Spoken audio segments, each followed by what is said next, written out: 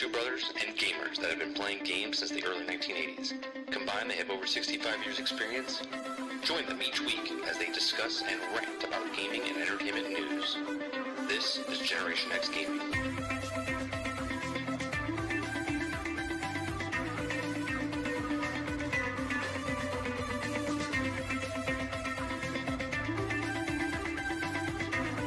Hello, everybody, and welcome back to another week, another episode of Generation X Gaming, the weekly podcast that goes over a few of the top stories from the past week, and we rant along the way. I'm your host, 30 and Still Gaming, and joining me each and every single week is Sgt McClusky. What's going on, bro? Yep. It's been 2 weeks, right? 2 weeks. It's been 2 weeks, and then we've been off for 2 weeks. We were going to have a show last week, but my AC broke. And it actually wasn't my AC. It was my breaker for the AC.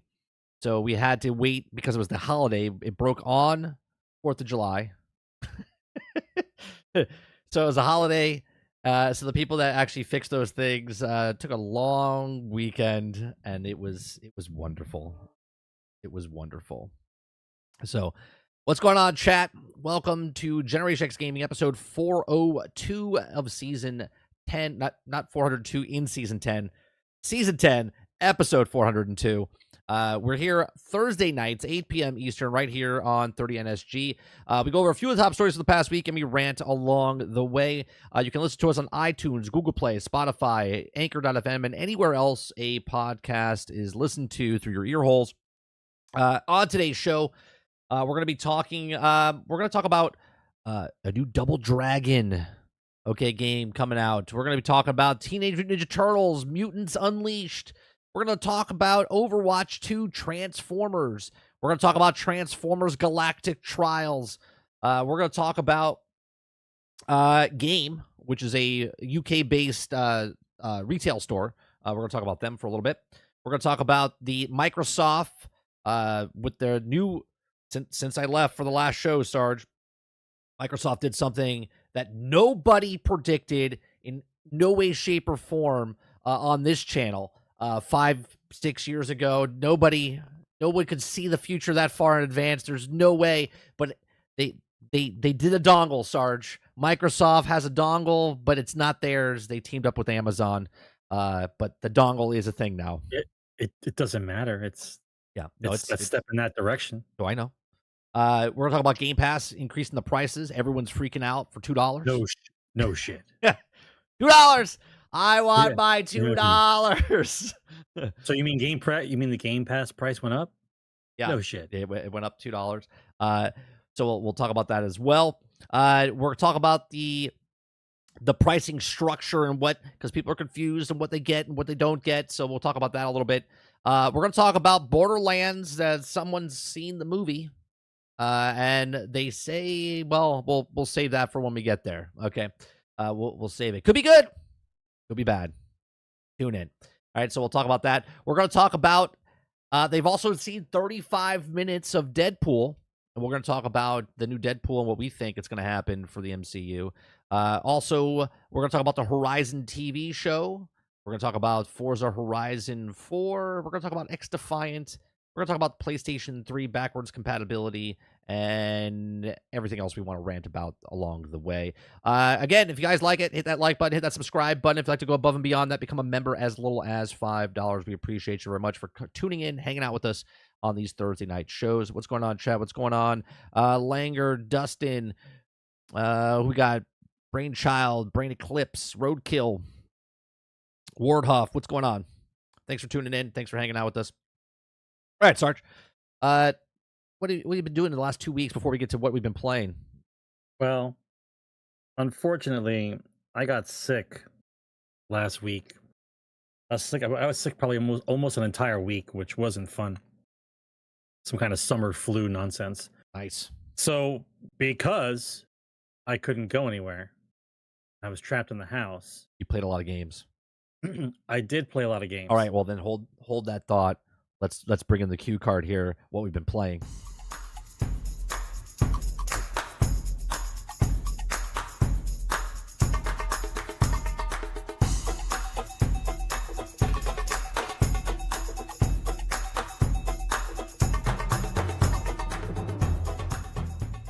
All right, Sarge. Now the title went through. You can now tell us what you've been playing. Okay.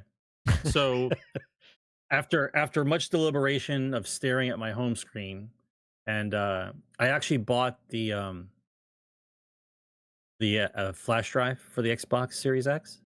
Oh yeah, you The one called from me. You called me about that. The one The from little, Seagate. yeah, the dongle that you Right, you the plug one in. that plugs in, the one that plugs into the back of the Xbox. Yeah. Like that one. So I bought that, and then it came in the mail. And when I opened up the box, there was 2 of them inside there, and I was like, "That's strange." Your mistake or their mistake? I checked back at my receipt. I said, "Let me see. Let me see the Amazon thing. Let me go look at this." And I think, and I don't want to give it away, but I think I think there was an error in my favor. Well, that's what happens when you have robots taking care of the packing the boxes. I think what happened was there was too many 2s in the order, right? 2 gig, 2 things like maybe. Oh I don't, yeah, that could have been a I, thing. I don't know. So point being is, I have one in a box waiting for you. Sweet. So you have it. So you have an added hard drive. Awesome. So, yeah. So I spend maybe an hour or 2 getting rid of stuff off my external hard drive, putting it on the internal hard drive, making sure it worked, did a format, did the whole thing. And so I started going through the games on Game Pass. Let me see what I was going to play. And then I remembered somebody had sent me a gift. It was Brainchild. Yeah, Brainchild sent me a gift a couple weeks back. And for some reason, he sent me Cyberpunk 2077. Yeah, I got that as well. Months and months over. It's got to be 2 years, 3 years. So I looked never at played it. Never played it. And I said I'm going to sometime. I said maybe now's the time. I mean, I'm not doing anything. I'm going to be stuck in the house for a while. And then I said, you know what? There's one other game I think I should start first before I get involved. Before you get into involved in Cyberpunk. It's the game. Chat. Did Sarge open the box for Baldur's Gate 3? Yes or no? Did he play Baldur's Gate 3, or is he just teasing us? So after much deliberation and probably some 3 or 4 containers of cold medicine, I opened up Baldur's Gate 3. Nice. So I think I spent maybe like almost 2 hours on character creation. How hot is she? So no. Well, I always make myself first. So what I did was I took a picture of my face with my phone, and then I held did it you up try that? And I held it up against the screen, and I just matched my face. So you really created yourself. Yeah, I made myself. You gotta send me a screenshot. Right. We gotta put it up on the thing. Right. So then I was playing for maybe 2 hours or 3 hours, and I realized after the 3rd hour that I wasn't the character that I made. I made my character. You made the second character? No, I made the guy look like me. What I picked out of the classes, I thought I had picked the one I wanted. But what happened was when I did like a research, 2 hours creating a character, and then you did right. I spent 2 hours creating a character. And then I wasn't the character I wanted to be. So I wanted to be I always start off as a fighter first because I want to learn the game. Yeah. Right. I start off as a fighter first. But in the middle of after hour 3, I'm like, I'm getting my ass kicked. I'm like, I don't know what's going on. Like, then I realized I'm a wizard. Like, and I was like, I'm a wizard, Harry. I'm like, no wonder I'm getting my ass kicked. I said I'm a fucking wizard. I'm like, I spent 2 hours creating a character, and somehow I misclicked one of the slides for class. I'll blame the cold medicine. I blame the cold medicine. Yeah. So then when I restarted, I wasn't going to spend the next hour and a half making myself again. So you just did a default. I just saved that. Yeah. I'm saving that for my wizard character later on. Okay. And I just restarted and did a quick rundown of a guy. The only thing I didn't like, I'm not sure if my settings were set right, but it seemed like the hair graphics were weird. Like the beard and the mustaches look weird. Like the hair doesn't look good. And so I kept messing around with the settings for my graphics card and stuff, and for What was some wrong reason, with the what was wrong with the hair? the hair didn't look right. Like, just the hair is on his head looked fine, but the hair on his face looked wonky or something. I don't know what was going on. So I decided to go clean shaven because I couldn't stand looking at a horrible beard, even though the guy's going to be this big on the screen. Like, I couldn't do it. Yeah, Right? top down, yeah. Yeah. So I played maybe about 30 hours. So you're still in Maybe Act 30 1. 35 hours. You're still in Act 1. I haven't done a lot, and the reason for that is because I'm doing everything. Like, everything Yeah. I see, looking around. Like, I'm throwing stuff on the ground and then letting it on fire. I'm looking at all the mechanics. Like, I'm doing all this kind of crazy shit. Right?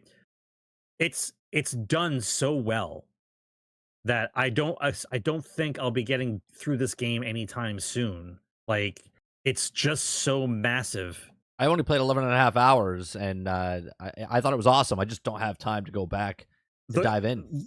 The good news, I thought, when I was leveling up, I noticed, because I always save right before I level because I don't like getting low hit point rolls. But the gracious gods of Larian Studios was like, you know what, buddy? Don't worry about your level up. When you level up, you're going to get max hit points. You don't have to worry about resaving and reloading, Right, and keep getting until you get the max hit point roll that you want. We're going to just give you max hit points every time you level up. And I'm like, that's so nice of you. That saves hours of time for reloading each character because they don't give you max hit points, right? So I thought that was convenient. Right? Baldur's Gate 3, Jay Breezy. Yeah. So I thought that from what I've played, the story is really interesting, right? I think the characters are done very well. We could play And because together, Sarge. I can come into your game and be a character. and because I played 3 hours and then restarted and played another 30 hours. That first 3 hours, I did everything opposite of what I did before, just to see if there's really a difference, and there is. Like, there's really differences along the way, and even in that little small 3 hour period, there was differences. So I think this is a rare gem. And Yeah, I know this is why it won so many awards. I waited a long time to play it. I know I should have played it earlier, but it's such a rare type of game. It's basically Skyrim, but Yeah, well, three quarter view yeah. for me.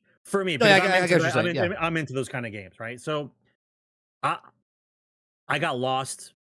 I was sitting in a dark room, right? Headset on, just lost in the world. Like, and the amount of options you have, and I do like the way that it's almost done kind of like a movie-esque, where you're doing like a scene, and then in the middle of the scene, if there's a choice to be made, the dice comes up, and then you have to roll the dice to see if you make the roll, and then it goes right back into the movie. Now, for some people, that's like jarring because it breaks up like the cutscene that you're watching. But I never really notice it because it's like, ooh, it's my choice. Yeah. Roll. Yeah. Right? Because I used to role play. So, like, you have to make the choices, you roll the dice, right? The die rolls and it gets its number, and it shows you the bonuses at the bottom, so you know if you're gonna make it or not, right? But as far as as of right now, it's really, really well done. Now, after about the 35-hour mark, I was watching some YouTube channels and called me back. The Cyberpunk game called me back, and so my problem is I'm bouncing between Fantasy World and Future World, right? Yeah. Now, waiting for Cyberpunk, I think, was a good thing because it actually kind of 100%. Yeah, it actually kind of works now. But I will say this about the game: they did such a good job in, I guess, I'll say filming of it, because it makes you feel like you're watching a movie. Right? The way it's done is that you're watching, like, you're in the movie. Right? It's your character, but you're in the movie and you're watching the movie. So if you do the flow and you kind of just flow from like one thing to the other for the choices that you get, you're almost creating like an actual movie for yourself. Right. Right. Instead of like jumping around from like mission to mission. And the detail level of the city the city to me is a character in itself, right? The city is so big, right? And I spent like maybe 2 or 3 hours just driving around. I had a hard time memorizing routes. Well, I Like think I think you'll get the used to city. it after time. Yeah, you think so. You think so. It's it's so much. It reminded me so much of Blade Runner, right? Like it really reminds me of Blade Runner. And like I spent most of the time going, I'm like, is there a train I could take? There was supposed to be a train. Wondering. I'm wondering. There was right? supposed to be a train, a monorail system that I Yeah. don't believe they ever put in. There was people, I remember when the game came out, it was broke, and then there was like an update, and they still didn't put it in. Yeah, the fast travel. Ultron says yes, there are trains. So there you go. There are The- trains now. The fast travel is basically bus stops. What it looked like to me, like fast travel stations are like bus stops, which is kind of cool. Okay. And then I accidentally found a train. There you go. Right. And so I basically did like a little tour of the city, and just the train itself. Now I looked up the other stuff about how the train was broken, didn't have one, this kind of thing. The whole part of you getting on the train is just like a quick load screen, right? And I accepted it because you being on the train is like you just kind of hanging out like this. You're like you did in Grand Theft Auto. Right? No, it's better than that because you sit in the train, you're looking at the people across the way, you're looking out the window this way, and then you can like lean back like this and stare out the window, right? It does all like these intricate moves and things. So you can let it play, or you can skip it. You can skip if you want, but Right. the train talks and does everything it's supposed to do. It says the next stop is this, and then it goes, and then you get to the train station, and it shows what the train station is, and each station is done a little bit differently. It's done very well, right? But the city is so massive, like seriously massive. What did you pick when you started? Did you pick the guy like poor, medium, or high? Like Well, the way it was described to me when the game first came out is if you pick Nomad, you start off in the boonies and then you work your way up to the city, which is true, but for not long enough. Like you're in the boonies for like not that long a time, and then all of a sudden you're in the city. Right. Because I want it to be like a thing where like you drive into town type of thing. Like entering Vegas. Yeah, it's actually it's incredible. Right now. Was there crashes? Yeah. I made sure that I cleaned out my cache. What on the Series X? There was crashes. Say it ain't so. Yeah, no. So I made sure I cleared out my cache. I made sure I gave enough hard drive space just to make sure. Give it the broom it needed to breathe. But I think I got hooked on that, and I stopped playing Baldur's Gate. So I got 35 hours in Baldur's Gate. I think I've got like 50 something hours in like Cyberpunk. Jesus. And Brain calls me up at like 11 o'clock at night, and I got cold medicine in me, and I'm all out of my mind. And he starts talking to me about what I can do in the game, and I'm like, I have no idea what you're talking about. Like he's like, did you get any cybernetics yet? And I go, cybernetics? I didn't even know I could get cybernetics yet. He's still in the apartment, Brain. He didn't even leave the. Yeah. He's taking taxis and getting vending machine food. He's not actually playing the game right now. I didn't figure out I could even get cybernetics. Yeah, I thought it was something like you were introduced to, but the game tells you nothing. Like you could do whatever you want, but the game doesn't really tell you a lot. It says this, and then you kind of just go. But between those two games, and then of course you introduced me to the First Descendant. First Descendant, which is now I played that one for fucking 15 hours between last night and today. Did you go to sleep? because you're an asshole. Because you're an asshole, right? So I leveled up enough to get Bunny, and then I got Bunny. And now I'm running around with Bunny. I shielded her up because I got tired of. Don't do it, chat. It's not a joke. It's for real. I got tired of Bunny going down too quickly. She goes down pretty fast. She goes down way too quick. She goes down really fast. You got to build up her shields and her defense and stuff like that. Yeah. So I think maybe I'm like level 30 something. That's good. Is it good? I'm trying to play Baldur's Gate 3 and Cyberpunk over here, and now you start throwing games like First Ascendant at me, right? And by the way, when you get past like the kindergarten boards and you're on like a real level, right? Those missions are very hard to do by yourself. Yeah. Without a group of people coming in. You just need one extra person. It changes the whole dynamic of the game. But some of the bigger missions, like right now, I forget what the area I'm in now. If Big Mo's here, he can say the name. It's after the White Gulch. It's the next one. Hygo, I think it's spelled Haigo. I think it's the way it's spelled. Yago. That one right now, it's pretty rough for me. I'm trying to get this boss mission, and there's this boss fight in the second tier. I don't know the guy's name, but there's a section where the timer starts. I think you have like 6 minutes. You got to get rid of all the ads, and you got to do damage to the boss. And I can get him down, but then when the balls pop above his head, there's 4 balls that pop above his head. And then they alternate with, they have shields on them, and then there's one that doesn't have a shield on it, but it's only doesn't have a shield for like a couple of seconds. So you have to like nickel and dime each of the balls above his head, right? Yeah. This is a horrible joke that we're gonna get into. So you have to juggle the balls. You got to juggle the balls so you don't go down. Right. That's right. Right. So you don't go down. So but the shield goes off enough for you to hit it a little bit, hoping to get it out. Right. So you have to nickel and dime his balls. Okay. You got to juggle his balls. And someone's coming in right now and they have no idea what we're talking about. We're talking about going down and balls. We're talking about the First Defiance. First Ascendant. First Defiance.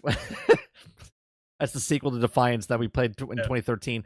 The First Ascendant. So the boss fight though, I can get him down so close to beating him, but I can't. The timer runs out beforehand, so now I gotta. You're just not strong enough at that point, right? So you're just not doing enough damage. Yeah, so I have, and I noticed that a lot when I was playing. It's like you're doing well, and then it's almost like an old school gear check, right? It's like an old school gear check. Like you sense it. Like, I'm not killing this guy fast enough. There's too many guys. I can't get this guy down fast enough, and my powers are not coming back fast enough. Now, there is a lot to look over as far as the mods. Well, people say the game completely changes once you're done with the normal mode and get to the hard mode. I'm sure it does. The Korean boys know how to make these kind of games. I pay respects to them. I know what kind of game I'm playing. The problem is I don't want to be playing it, right? But like, got a hook. It reminds me. It really does. It really does remind me of Destiny. The map is straight up Destiny. The gameplay is straight up Warframe. I know some people might disagree with me, but if you look at that map system, you don't think that's the Destiny map system. Oh, I don't know. I guess you never played Destiny. When you're in Albion and running around the base, I'm like, this is the tower. It's 100%. Even the way you get to where Ikora would be, and like in Destiny 1, it's the same layout as the tower. Yeah, it's fine. I'm not mad. I'm just saying it's they did a mesh of both those games. Now the gear that they did is basically, I don't want to copycat the whole thing. I would say it's got more Division in it than anything else, because the targeted loot system is definitely Division style. Yeah, because you have like 12 or 15 weapon types. There's different weapons in each of the groupings, but at the same time, I went through them. I'm like, you know my rule. I'm not pulling the trigger. I'm not doing this for 6 hours. I only get guns that are fully auto. Whether it be the scout rifle, the machine gun, assault rifle, as long as I pull the trigger down and it's shooting, that's the gun I'm using, right? I'm not using hand cannons. I'm not using the tactical rifle, which is basically the scout rifle, or the one from Destiny, the 3-round burster, the bad juju. You know what I'm talking about. Well, Big Mo, what are you talking about? They just nerfed what? The boss fight that I was talking about? Yeah, Maple Story's still around. So look, as much as people want to give shit, and I'll put my, like, how I feel about the game out. The game, as much as people hate the microtransactions, this game has legs. This game is going to have legs. It has a good loop.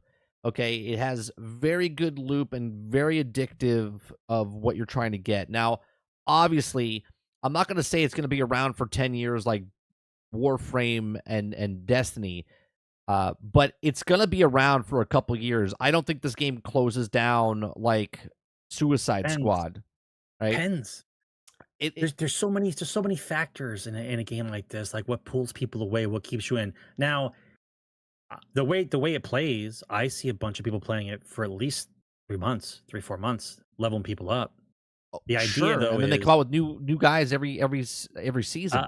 I know that, but the whole new guy thing, unless the play style of the guy is radically different, after the first 3 or 4 characters, I'm not sure if you're going to love it enough to want to grind up everybody.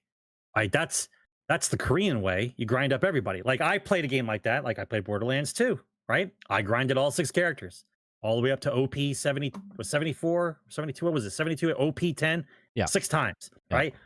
I got news for you. After the 5th character, I was like, do I really want to do this again? And I'm like, well, it's only 2 more characters. Let's Right, well, might as well. I might right. I might as well.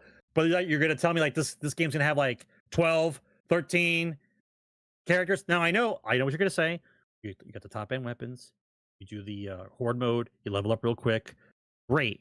But if you're leveling up real quick, doing the same thing again, just to get to the end game again, then it's a delicate balance of why I remain in the game afterwards. Like, what am I doing really?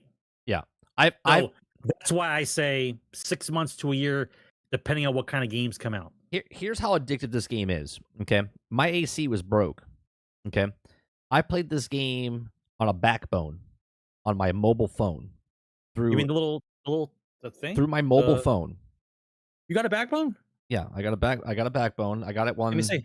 I got it when. Okay. So it does look like a bone. That's why they call it the backbone. Yeah, it looks like a bone. Looks like a bone. I got it now.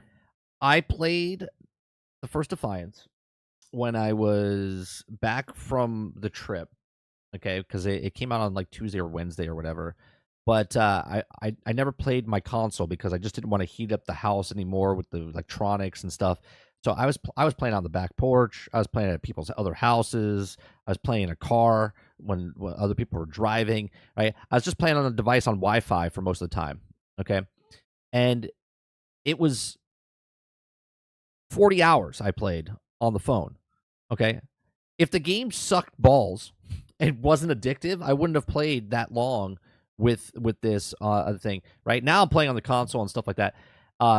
But I had a blast playing it just on the mobile device on the screen. Right, this is the 14 Pro Max.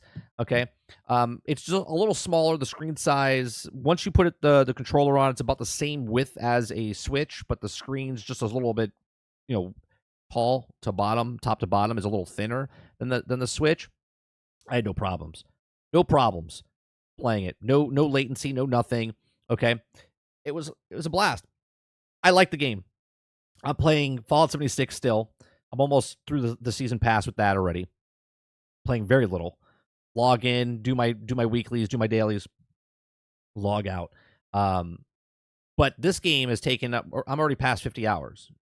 Right, already past 50 hours in this last week that it's been out, and it's just fun. It feels like everything when I get on I haven't played it today yet, but when I get on, I need to get another.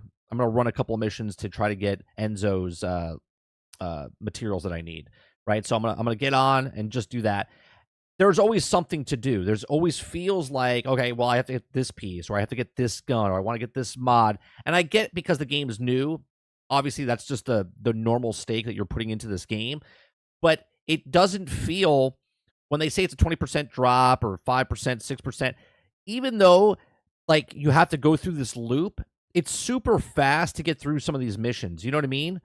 It's like this, it's a very balanced. Some of them are slower than others, but there's always that one that you can just blow through, get a couple of them, then go do the boss fights. And you get through the boss fights pretty fast.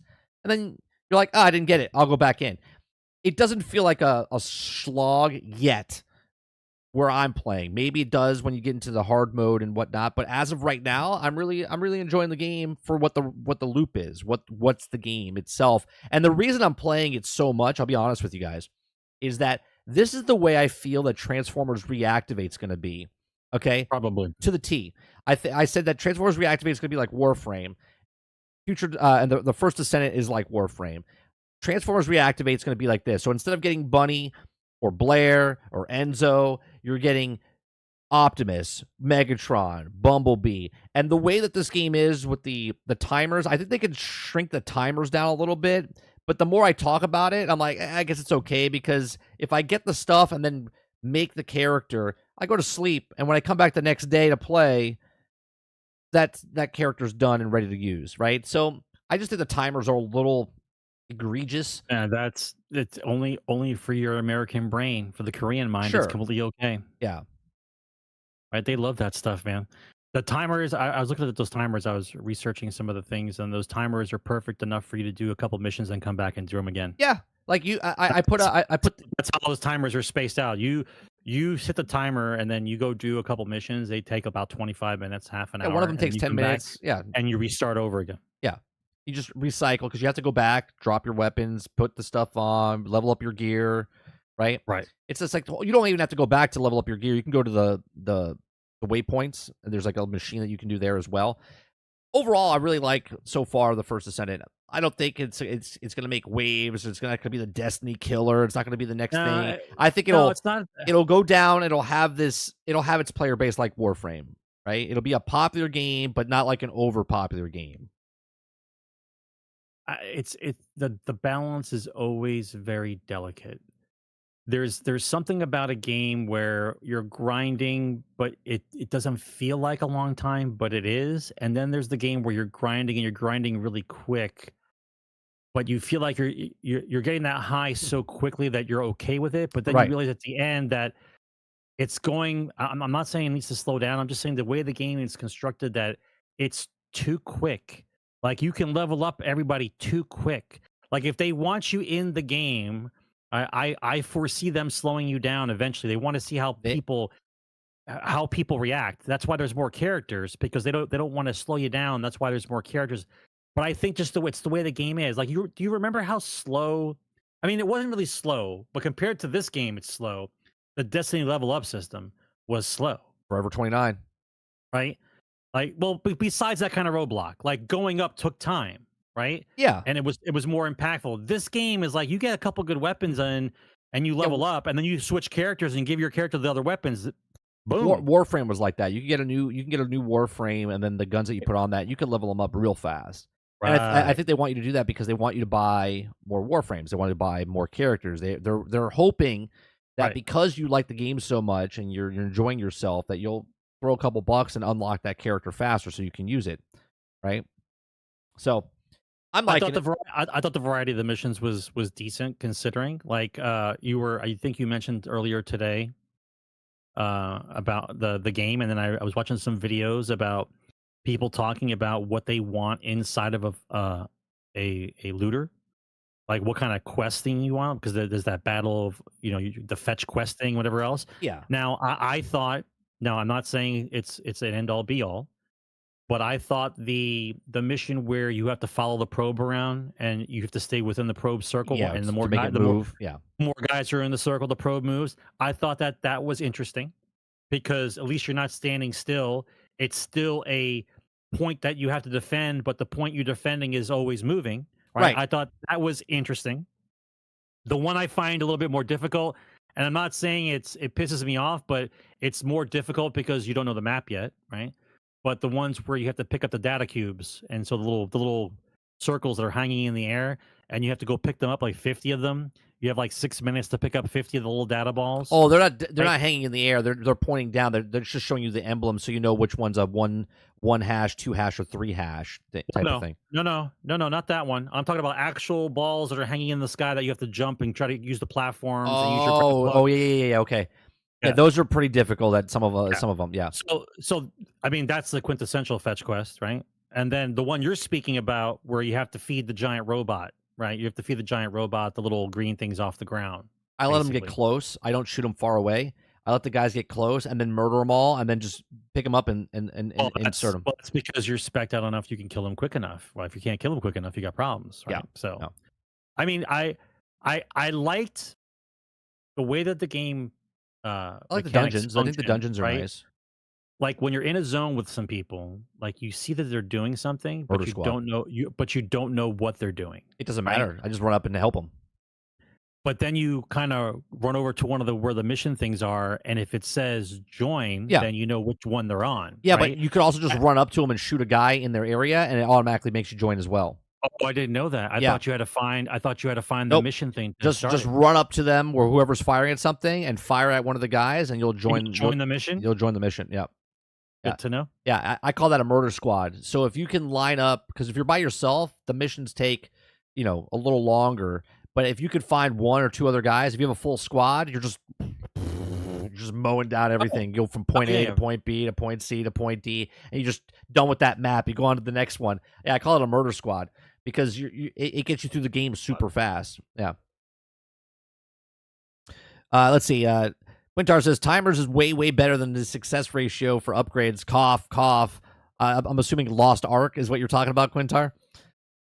It's the whole Warframe thing. Like you can restart the level over with the character. That's how you make it better. And you also had to put the mod slots in that character. Yeah, the mods is a whole nother part of the game here. When you're like, you could just play this game, get the character that you like, okay, play through the game, and then put it down. You don't ever have to touch the game again, right? Or you can literally start speccing into what your guy is to go to the harder difficulty and whatnot. I didn't realize that not only do your 3 weapons have the mod slots, but your actual character had it too. I didn't know that. Like I didn't know that until this morning. Your guns have mod slots. Your character has mod slots. That's a lot of stuff for upgrades. So like for it to make sense, I would wait probably until you got one character fully leveled up and then mess around with the mods because I wouldn't. They suck away a ton of resources trying to level up the mods. You could do the basics and just put whatever you want on yourself if you have a group and just blow through it. But if you're playing by yourself, you have to build up your mods a little bit. But I wouldn't. I wouldn't farm until you make it past normal. Right. So what are you doing when you had Bunny and you were leaving the water thing on the ground? That's not Bunny. That was Valby. Oh, that's why. Yeah, Valby is the girl that does the water stuff, and she coasts in the air. It's the AOE thing on the ground. Her. Yeah, it's her damage over time. So she's got water. The other girl's got ice. One girl's got fire. Yeah. Poison. Yep. Bunny's got electricity. Yep. Ajax is the defender. Okay, I got you. Yeah, Sarge played Warframe back in the day. Oh no, Alternate. I'll never get Warframe. I tried it. Well, Paul, I tried it. I played it. I couldn't get. I don't know what it was. I really enjoyed it, but there was something about it. It's because you played it after Destiny. You didn't play it before Destiny. Oh, is that the reason? It is. Yeah, I'll guarantee that's why I didn't click with you because you played Destiny first. If you played Warframe first, then played Destiny, you would like Warframe. But because you played Destiny and you went to Warframe, you're like, Destiny was very polished. You know what I mean? It did things really good. Yes, it was. It was polished. Yep. Because in order to sell a turd, you need to make sure it's very, very polished. Yeah. Well, real quick, Paul. The mods stay with you, but you only have a certain amount of mod slots unless you get mastery ranks up, and then it unlocks more mod slots. You could lose mods, so you have to sell some off and make room. Well, I think what ends up happening is it increases or decreases the number needed for the mod, so you can fit more mods on. I think it's what ends up happening. Well, you have to make the crystal. There's a thing that you make. It's called the crystal catalyst, I think, or catalyst crystal. And then you can use it to take, because each of your cards has an emblem on it, right? Like an M or an R or an X or whatever it is. And if you have a card that you're using, if you want more points, you would have to use the catalyst to then take one of your mod slots to then make it into that card that you need. And when you take that card and put it on that, it does it half price. So if you have a card that's 16 points, okay, and you only have 40 points in your thing, you can only have like 2 cards, 3 cards on you, okay?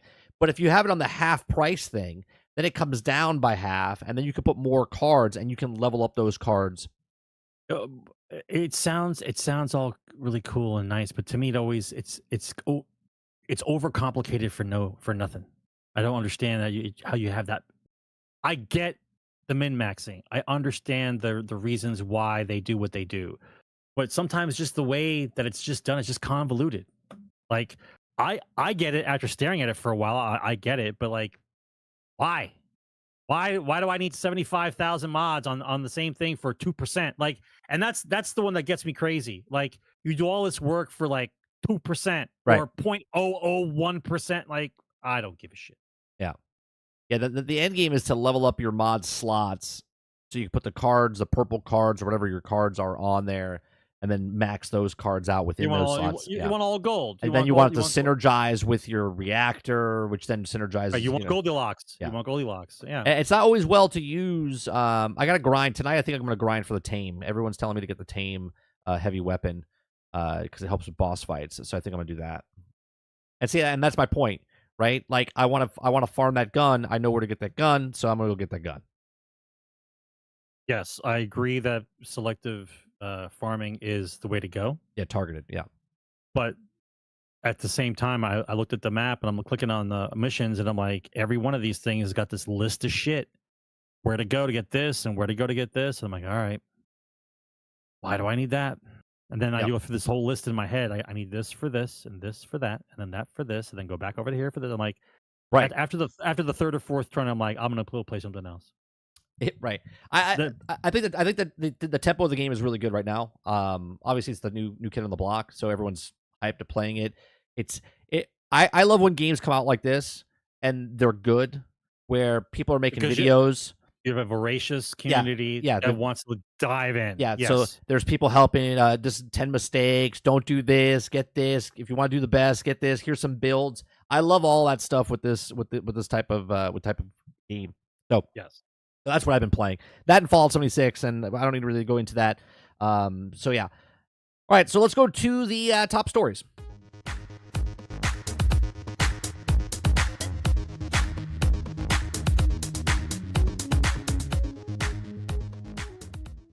All right. So, top story from the past week. Let's start off with game reportedly. Okay, this is Game, not game like a game, but Game is a UK based retailer called Game, and the first spotted. It said Game reportedly ending in-store pre-orders in August of 2024. It says UK retailer Game reportedly revealed the company will end its in-store pre-orders soon, and the report adds that the staff memo mentions that this move is due to part of the continued integration with Fraser Group. The changes will also go into effect on August 1st in 2024. The information was also collaborated by Eurogamer, which also reported direct contact with Game staff, and the staff member further stated that going forward, it tells that it will only be able to sell and return products. Okay. Last June, Game only just denied reports that it will stop selling games and the hardware. At this time, representatives stated that the Game would also continue to support physical gaming market. One doesn't make sense to the other. If you're still physical games, they'll still sell, right? But new games, they're not letting you pre-order. So in my eyes, Sarge, me, I like reading between the lines, not what they're actually saying. If you're not taking pre-orders anymore, that means you're not selling games anymore. You're not selling games anymore. You are still selling used games and older games, but new games coming out, more people are buying digital. Sony's going more digital. Xbox is going more digital, cloud-based, whatnot. And as I always said in the past, if the industry decides to do something, they're going to do it, even if you are planting a flag and they're going, I am buying physical media. You are until you're not. Okay. And you can buy older games, but there's going to be a point where there are no older game physical copies and there's just old game digital copies, and they can sell you that based on, maybe you didn't pay $70 when it first came out, but you paid $20 for the streaming service. And if you didn't pay $20 for the streaming service, well, now it's on the streaming service in the back catalog where you're only paying $10 and you're paying $10 for the streaming service. And or what Nintendo does, pay $50 for the year, and you can pay the old catalog of games that are backwards compatible. Yeah, but see, that to me will be the defining moment when I'm not sure I'll still be breathing, but there's going to be the time where there are no old hard copies. An old game, like the oldest game you'll know about, is still digital. And at that point, how much is that game? How do I get that game? And so I believe by then there are going to be guys who pirate games and have a giant library of old games, and they'll sell them to people. Yeah, they'll bootleg them. Like a catalog of games that you go to the secret black site that the kid has and you download it from him. You know what I mean? Like that's what's going to end up happening, because otherwise, how do you play an old game that's only digital? Because that if the company still has it, then it's like, well, it's $50.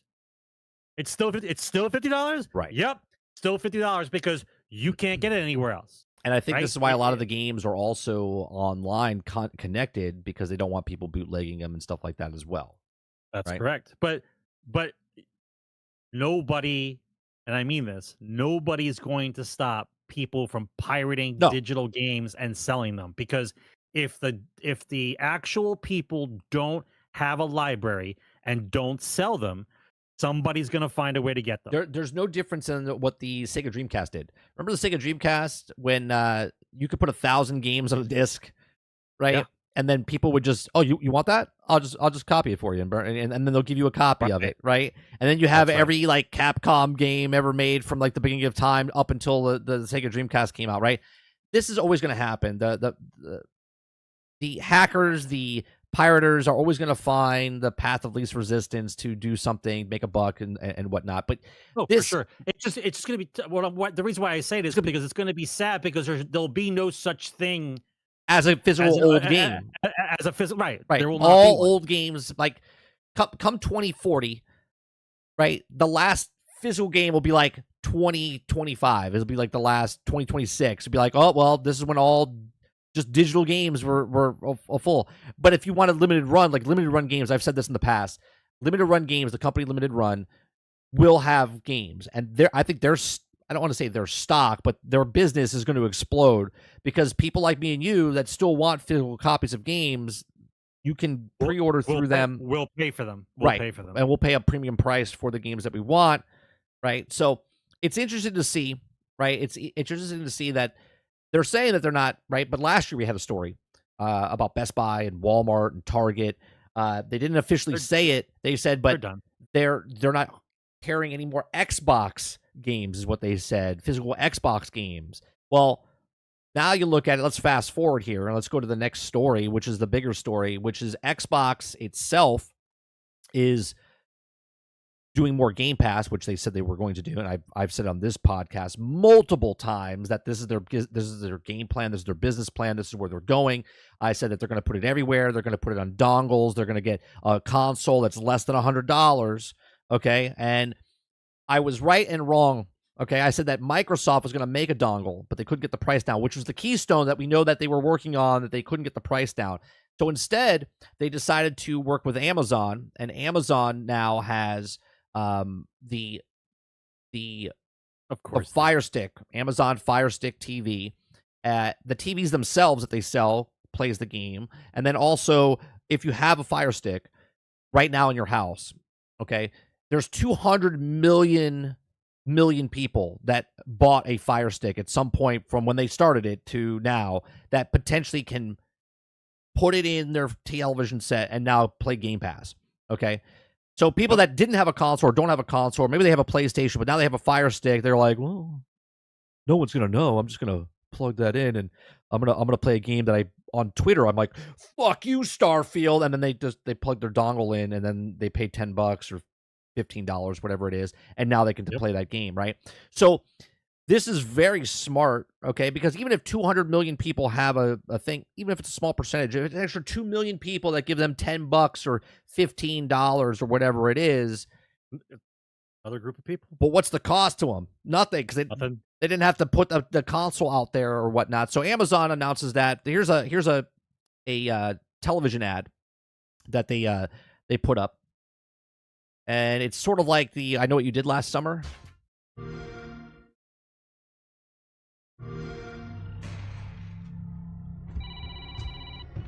Hello? What's your favorite video game? Very funny. Who is this? Somebody who wants to play Xbox. Don't you need an Xbox for that? You don't need an Xbox to play Xbox. What kind of game is this? It's not a game. It's hundreds of Xbox games. Now playable on Amazon Fire TV Stick.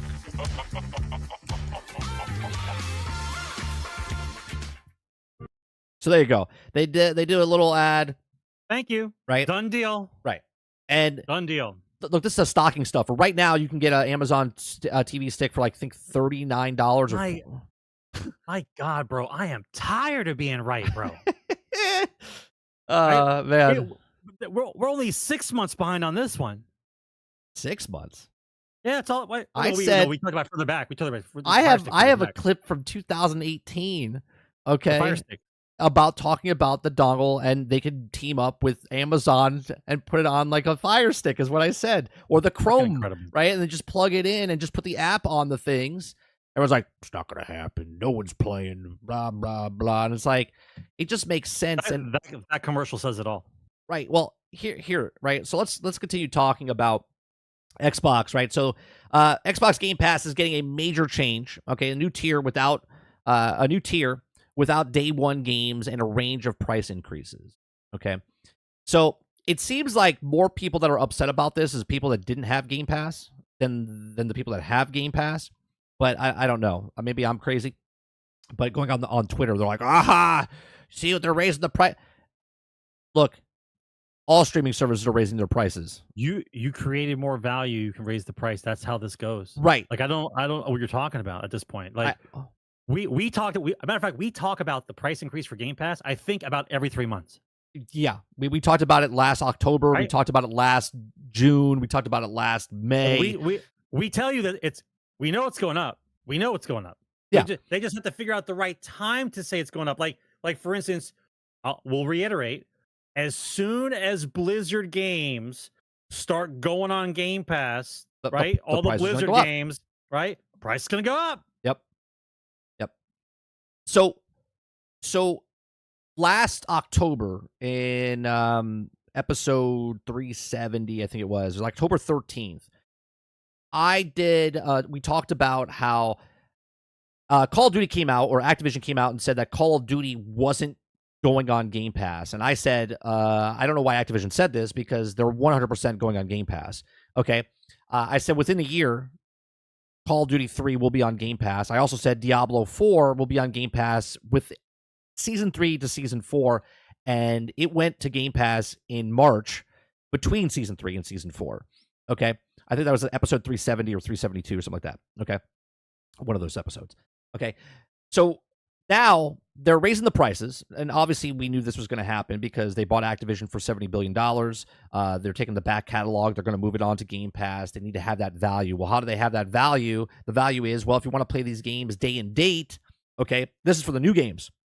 You have to pay for Ultimate. And I talked about that out here. I talked about that with Lono on his podcast as well. We both agreed. I said that they would raise the tier and then make it where you play the games day and date, like early access, sort of like what they're doing now anyway with video games, right? You pay $70 for 3 days later, but you pay $100 for early access, 3 days early, 5 days early, stuff like that, right? So now you're paying a premium price, a monthly fee. $20 a month gets you day and date for games. So if you're that person that wants to play the game day and date, right, you're paying $20 for the month for that, for all those games and that new game that comes out that month. Is it cheaper? Look, everyone's like, I don't know if I'm going to pay for this because, it's getting pretty pricey. Okay. Xbox goes, don't pay the $20. You want to play our game? Then you're going to give us $70, right? So you're like, well, let's just say Starfield came out this year and you didn't want to pay the $20 for Starfield to play on Game Pass for that first month. Well, then you're going to pay $70 to try Starfield, or you wait, right? And you wait and you don't pay for it at all. It's nothing against them. They'll just be like, all right, well, then go buy another console. They have you coming and going. They own the competitors that are going to other platforms like Call of Duty. Okay. They're giving you free-to-play games to play like Call of Duty Warzone and whatnot, and you're going to pay for microtransactions. They got you with the subscription service, right? They're going to get you in some way, shape, or form. The only way they're not going to get you is if you stop playing video games. And if your morals are that strong, you're like, I'm not giving them that money, then okay, then don't buy anything Microsoft. They own a lot. They own a lot. It inches closer each season. Like the game prices are going to go up, and then you're going to think to yourself, I can't afford to buy a $100 game that I want to play, but I can definitely afford $15 a month, right? That's basically what it comes down to. And eventually everyone will say the same thing about a game that they want to play, and eventually you'll get into the ecosystem. Because the games are going to some way, shape, or form, they will get you. No matter how many people they fire, no matter how many AIs take over their jobs, no matter the fact that there's no more physical copies, for some strange reason, the price just keeps going up. It's expensive to keep the lights on, Sarge. It's just nonsense, bro. So if you believe that, then no, I don't believe that. That's why I make fun of it. So here's the new, and look, we've talked about Microsoft being just fucking confusing in the past when they had the Xbox One, and then they came out with the Xbox One S, and then they came out with the Xbox Series S, and it's like people are buying the wrong Xbox, and Microsoft just likes to confuse fucking people, right? So now they have Game Pass. But they have their solution is we stop selling consoles altogether. We won't confuse anybody. Yeah, they have Game Pass Core, they have Game Pass Standard now, and they have Game Pass Ultimate, and they have PC Game Pass, right? It should just be called Game Pass. Game Pass and Game Pass Ultimate. That's what they should have. But here we are. Okay, so Game Pass Core is $9.99 a month or $74.99 a year. Okay, you get online multiplayer, you get limited catalog or 25 plus games on console, and you get member discounts and deals. Okay, that's the core. That's the basic $10. That's what it is. The new tier that they added now is Game Pass Standard. This is $15 a month. Good word choice. Yeah, standard.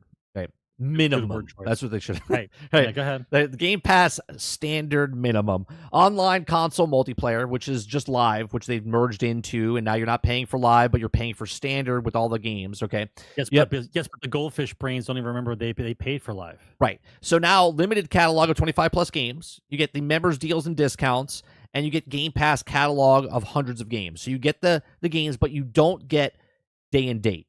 Okay. You do not get day and date. Okay. So now they have Game Pass Ultimate. Okay, now 2/3 of the people that had Game Pass already were on Ultimate already. So this is where they're trying to keep you. Okay, Game Pass Ultimate is $20 a month now. It raised up $2, and you get online multiplayer. You get the limited catalog of 25 plus games. You get the member deals and discounts. You get the Game Pass catalog of hundreds of games. You get the day one game editions. You get perks and discounts on games with Game Pass library. You get EA Play and Riot Games benefits. Okay, so you can play all the EA games, and then you can not play the brand new EA games unless you have an EA account, because then that's another $20 a month for that as well. But that's the EA, and then you get the Xbox Cloud Gaming, okay, which I've been using a shit ton of while I was on vacation and whatnot. And then there's PC Game Pass. Okay, PC Game Pass is $11.99, which is cheaper than the $19.99 for the console. Okay, they don't get the multiplayer online. They're not paying for online because PC already has online. All right. They don't get the limited catalog of the 25 plus games. Okay. So this is another reason that they're, I guess, cheaper. Okay. They get member deals and discounts. They get Game Pass catalog of hundreds of games, but PC library, which are different than the console library. There's crossover there, but there's ones that are just on PC, and there's ones that are on console that they can't get on PC, right? And then there's day one game editions. They get the perks and discounts from games and Game Pass library, and they also have the EA Play, Riot Games, but they don't get to play Xbox Cloud Gaming. Okay, so that's why it's cheaper. I also think it's cheaper, which they haven't said this. I thought about it last night. I said it last night. I think it's subsidized, right? Because the consoles are so, they're not expensive enough, right? So they eat the cost of those things, and I think that's why they put it towards the consumer in the Ultimate Pass, why they're paying more than the person that or doesn't need to buy a console and they have a PC. And this is why they're not subsidizing that hardware, because they own that hardware, where the console of Xbox, they're eating it, and this is why I think they're. I don't have any proof of that, but that's the way I think they would do it, and this is why it's cheaper for PC Game Pass than the other Game Pass. Yeah, but it's not so far fetched. Just put it in perspective, right? Everybody who had an Xbox who was playing online was playing Xbox Live. They're paying $10 a month, $60 for the year, whatever it was, whatever the special thing was for the longest I can remember. Remember, it was like, you were basically paying to be online for the console. That wasn't happening on PC, right? Only happened on console, right? And after a while, people just forgot about it because why? Because it's hooked up to a credit card, hooked up to a console that you're not paying attention to. And every month, the ding of $6 comes out and you don't give a fuck, right? Now they come out with Game Pass. Everyone screams that, I don't want Game Pass. Then they say, okay, we're going to merge Xbox Live and Game Pass together. And then you have to ask, now a normal person would ask the question, well, then what was I paying for before? Right. If you can combine Xbox Live and Game Pass together, then what was I paying for before? So what you were really paying for before was the servers they needed to run the online portion of the console. right? Now you're charging for the value of the software you can play on the console. They're not eating the cost. The cost is still there. Don't forget, right? People started saying, well, they have to charge you for this because of the servers. They were already charging you for the servers. That's what Xbox Live was. They were already charging you for the servers. The other money for Game Pass is them charging you for stuff you already had, right? I'm already playing online. I'm playing the games that I already played, but now I'm giving you extra money because of these other games I may or may not try that are on the library. But remember, when Game Pass started, a normal quote unquote gamer would have the series of games that he would purchase throughout the year that he would be playing anyway. So in essence, you were just giving Microsoft an extra $30 for shits and giggles. Right. Now the psychology of the Game Pass system is now we're going to give you games that are day one. Now we're going to give you AAA titles. Now we're going to do this other stuff. So now you're saying to yourself, okay, so wait. So before I was just giving you money for charity and I was playing my games anyway. Now you're telling me I'm going to get the games that I normally would buy myself anyway. But if I give you the extra $3 a month or $4 a month, I don't have to buy the $80 game. I can just continue playing this a month and I don't have to buy a game anymore. That's the psychology you have to look at. It's not just because they're charging you for servers, right? And the whole EA thing, that's the point where you say you're being subsidized because, see, EA wants all that money, but they can't. They have to split it with Sony. So the split goes, I'm sure, $8 or $9 goes towards Sony, and then they get the normal amount that you're now paying for a service now, right? That's the game. Right. The game is to get the $20 a month because of the convenience of playing games, whereas I was buying the games I wanted to play anyway, right? So they slowly turned the knob into what you have to do now. Did you have to play for online games? No, I had a PC for fucking years. I played online for nothing. For nothing. Right? You were paying for the computer to be online anyway, right? But you weren't paying again for the games. You were just paying for online. Switch over to consoles, right? Well, you had to pay for being online. Okay. Well, now you have to pay for the service. Okay. All right, but don't worry about it. We merge them together now. Right. Oh, I'm saving money, but we keep raising the price. Oh, so we're back to where we were, right? It's the same, bro. It's the same. They want, but believe me, before I'm going to say before 2025 is over. Before 2025 is over, $1 a day. They're going to get you up to $1 a day. I don't think they'll go up that. I think they're going to have a family plan, and I think the family plan is $1 a day. They will get you. They want $1 a day. That's where they want. That's where they want to be, right? Because every other fucking thing on the planet. Well, if they got that $30 a month, if they got that $1 a day, right? If they got that $1 a day, that's $360 a year, right? 30 times 12, yeah, 360, right? Oh, which connects to the Xbox 360, Sarge. It's good. It's good marketing, right? So 360 a year, and if you divide that by 70, Sarge, that's five games. That's five games. Yes, but you have to look at the big picture. They know that if they keep raising the price of games, that you are going to go and get Game Pass eventually anyway, because number one, the game is not a hard copy. I'm going to buy a $100 version of Grand Theft Auto. Do you believe that the $100 version of Grand Theft Auto is the actual game on the disc? No, you're going to pay for a digital copy of that disc. Hey, you're paying for a digital copy. Yeah. So eventually your brain is going to click and it's going to say, I cannot buy a physical copy anymore. So then the question in your head is going to automatically be, why am I paying $100 for a game? This is happening right now. Star Wars Outlaws, right? You pay $70, you pay $110, you pay $130, or you pay $18, right? It's happening right now. But they want to have levels for what? What level am I getting different? What do you think is happening? They now, in my They're saving you personal money. belief, That's what they're my personal belief is they went so fast down this road that they can't stop now. And so they're trying to find ways to siphon more money off of you before you get into the I'm only paying $30 a month, right? Right? This constant advertisement for pre-orders on digital games makes you mentally incapacitated, right? As a consumer. If you believe paying for pre-order on a digital thing, then your brain is broke.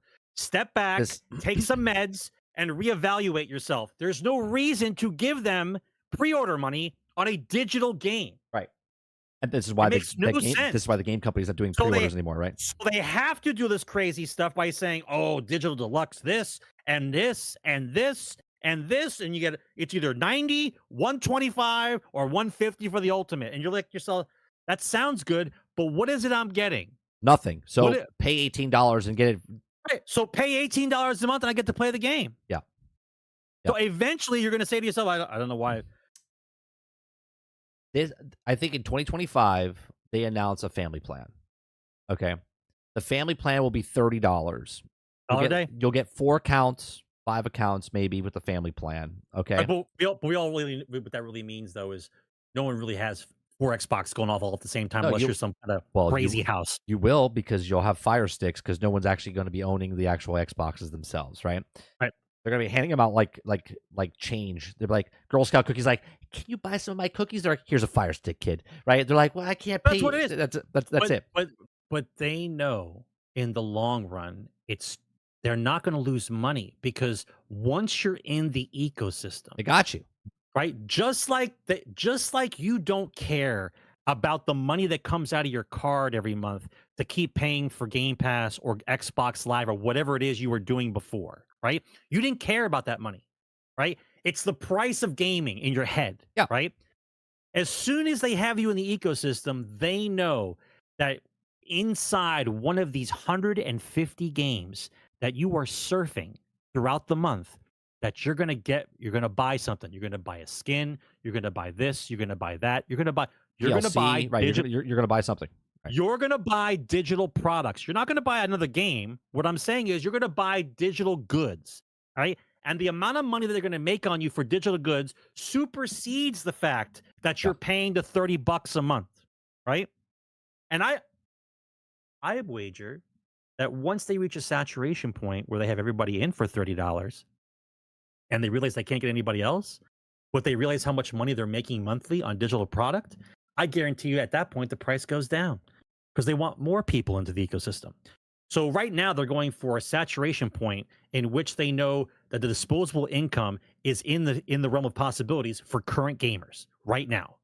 The guys who are living right now, not the guys coming up, not the new kids, right? But once you're in the system, right? And once they're getting their monthly income from you, right? You're going to hit a saturation point. Then what? The only way you get more people in after the saturation point is, well, I have to lower the price a little bit. Well, this is why I got to lower it a little bit to get more people in. This is what I think is going to happen. They're going to introduce the family plan next year sometime. Okay, this is going to stay at $20. The family plan is going to go to $30, which then gives them leeway where they can raise the price of the price that is now, which is now $19. They can raise that up to $21.99, or they can raise that up to $24.99, right? And it still looks like it's under the 30, right? Whatever that number is over there, and then they use it as this. Well, you can get a family plan, ultimate family plan, which gets four accounts, 5 accounts, whatever it is. What Paul's saying in his thing, what they do, right? Won't matter. Well, you look at it and go, well, I pay this price for 1 account. Well, if I just pay $5 more, then I can get 5 accounts. Well, I have 3 kids. I have 4 kids. Right. And that's how you make the saturation point. Then it's worth it. Yes. Right. Because it's the value. So then it's worth it. Yeah. Because for just an extra $5, I get 5 accounts instead of paying 5 individual accounts. Right. You see how it works? So yeah, I think that's the way they do the family thing. They do this and they want to raise the price. Well, they can't raise the price of the 20 because they just raised the price. So they add a new tier, family plan, $30 family plan, more accounts that you can have, maybe a little extra bonus thing over there, right? And then boom, right? Yeah. Maybe they do an even like, hey, a Game Pass digital account where you only get the certain accounts if you're on a FireStick, or you know what I mean. They can do whatever they want because it's a piecemeal, whatever they feel like is happening, a promotion they can do. I feel like that's what they do. I feel like they introduce the family plan next year. That way they can force the $20 later and go, well, we're raising the price, but if you want to get more accounts, you can get the family plan for just an extra $5. Yeah, but the way it's set up right now, the way Game Pass is set up right now, every time a new game comes out, they just set the price for whatever they want to set the price for, and they see how many more people go to Game Pass to try the game rather than buy the game. I said this, and they're doing this for every game now. Yeah. So it's a demo. You pay the money for a demo, basically. If we have 23 million this time, and then after the next release, now all of a sudden we have 27 million, and after the next release, now we've got 31 million. Each time, it's a couple million people trying it out. Now, of course, you're gonna have people that drop it, sure, but not everybody. Right. The people that drop it, you're gonna have the other same person that pays 2 months for it, 3 months for it, whatever. That's correct. Right. That's correct. So every release you see is basically another opportunity to see how many more people are going to say, "Why am I paying $100?" Because that's where we're going. And if the games keep going up in price, it just makes PlayStation Plus, it makes Nintendo, whatever their internet thing is, or Game Pass more valuable. Because if they raise the game to $80, the problem is there. Well, one game is $80, but if I pay $10 or $15, I can play for 3-4 months, and I can play a shit ton more games than just that one game I'm playing, right? Perceived value, yep. Right? Do I get 3 months of Game Pass for $20, or do I pay one game for $70? Right? Do I buy Call of Duty for $70, or do I? Right? Do I buy Call of Duty once for $70, or do I play Call of Duty for 3 months at $20 a pop with other games I can play and other things? Now the funny thing will be, and this is why I'll laugh a little bit. The funny thing will be, is that the quote unquote suckers will be the ones who continue buying $120 game for the added feature skin bullshit. Right, 3-day early access, 5-day early access, as opposed to just giving them $15. Right. Right. Well, remember, they're also going to do like Starfield did it, right? If you have Game Pass, you could just play Starfield at the time right now with Ultimate, right? And if you wanted to get the 3-day early or 5-day early access, you could pay an additional $30. Okay, so you're paying for Starfield for $30, but you don't own Starfield still. You own the DLC for Starfield for Shattered Space, but you don't own Starfield because you're playing through Game Pass. But you own the DLC now, okay? So later down the road, if they decide to go, well, Starfield, obviously it's a first-party title, so it's not going to go off, but they could be like, oh, Starfield's coming off Game Pass. And you're like, well, I can't play it anymore. So then you would have to purchase a year and a half after or 3 years after. If you wanted to play that game, you would have to go back and buy it at a discounted rate, but you would get it, and then they get you there.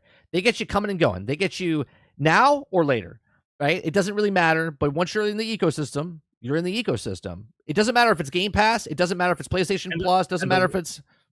The worst part about it is we'll never know game sales again. We won't actually know how popular a game is based on word of mouth and news reports, because everything will be controlled. They'll know exactly how many people have played it, how many people bought it, how many people are getting on Game Pass. You'll never know. Right. And they can make up whatever story they want. It's the greatest game ever. Right. It's the most game played this month. It's the best. Right. They can say whatever they want because no one will have a fucking number to look at. Well, I want to go to the next story, which is, let me see if this is, yeah. So PlayStation 3 backwards compatibility, right? Backwards compatibility for PlayStation 3, for PlayStation 5 reportedly in the works. Okay. Again, I read between the lines. Just going off the title. Okay. PlayStation 3 backwards compatibility.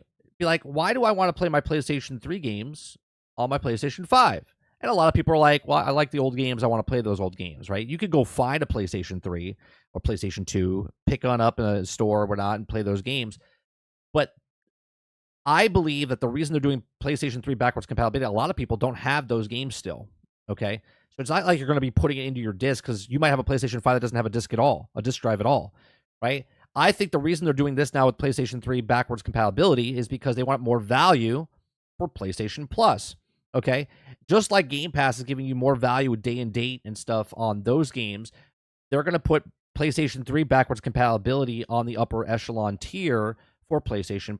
And chat, correct me if I'm wrong. Is it called PlayStation Plus Premium? Is it the premium as well, the top spot? I believe that they're going to be working on this for PlayStation 3 Premium, so they can add more value to, like, why do you want to get PlayStation? I'm not getting day and date games.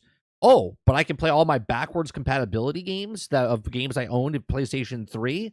Right, it's their turn to establish value. Right. They have value, but they want to add more value, right?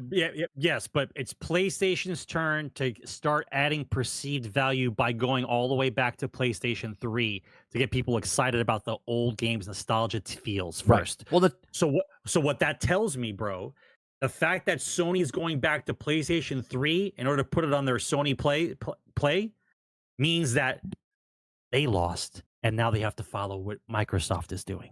Right. Well, and Nintendo's doing it as well. Nintendo's doing where if you want to go play the retro games from the N64, NES, or GameCube. Nintendo, I still don't think, and I'll be honest with you, I still don't think that Nintendo has anything to worry about. I think that the group of people that are in Nintendo are in Nintendo. It doesn't matter yet. It doesn't matter. No, but what I'm saying is they charge $50 for their backwards compatibility thing, right? And they add games all the time and whatnot. So Nintendo's already doing that, right? Nostalgia. They're like, hey, you want to play the backwards compatibility games? What the games that were back in the past? Well, now you can, right? On the Switch. Well, obviously you can't shove the games that you own into the Switch, right? So they make the problem sell the solution. They're like, oh, you really like these games? Well, you can play them now for $50 extra a year playing this. This is what Sony's doing. This is what Xbox is doing. And this is what I'm saying. If the industry wants to do something, they all do it. They all do it because that... Slowly, but they do it. Right. Slowly do it because... And by the way, not that slow anymore. No, it's exponentially faster. Yeah. Kind of slow, but not really. We had a story that there was a story. I couldn't find it in the Discord, but someone posted it, and I don't know who did it. So if you guys posted it, let me know. It was talking about how the Xbox could actually get PlayStation 3 games before PlayStation itself because a modder made something, and it might be an emulation that Paul's saying, right, where you could play PlayStation games on your Xbox, old PlayStation games on your Xbox through an emulation type stuff, which is pretty funny, right? Because they're trying to get the 3 to be working on the play. Again, they're looking for value. All these companies are looking because it's a saturation point.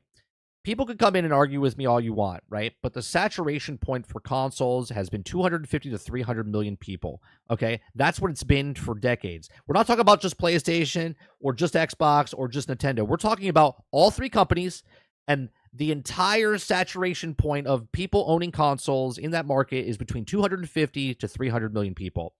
Everybody else, the 1.3 billion people that Sony's trying to get, hence why they're putting their games on on PC now, okay? Hence why they own mobile stuff, hence why Xbox bought Activision to get on a mobile, hence why they're doing all the stuff that they're doing, because they're all trying to move the saturation point, just like Netflix saturation point was 200 million people that bought Netflix. How did they fix that? Well, they locked down on the password sharing so they could get more people to come in, and then they added more value.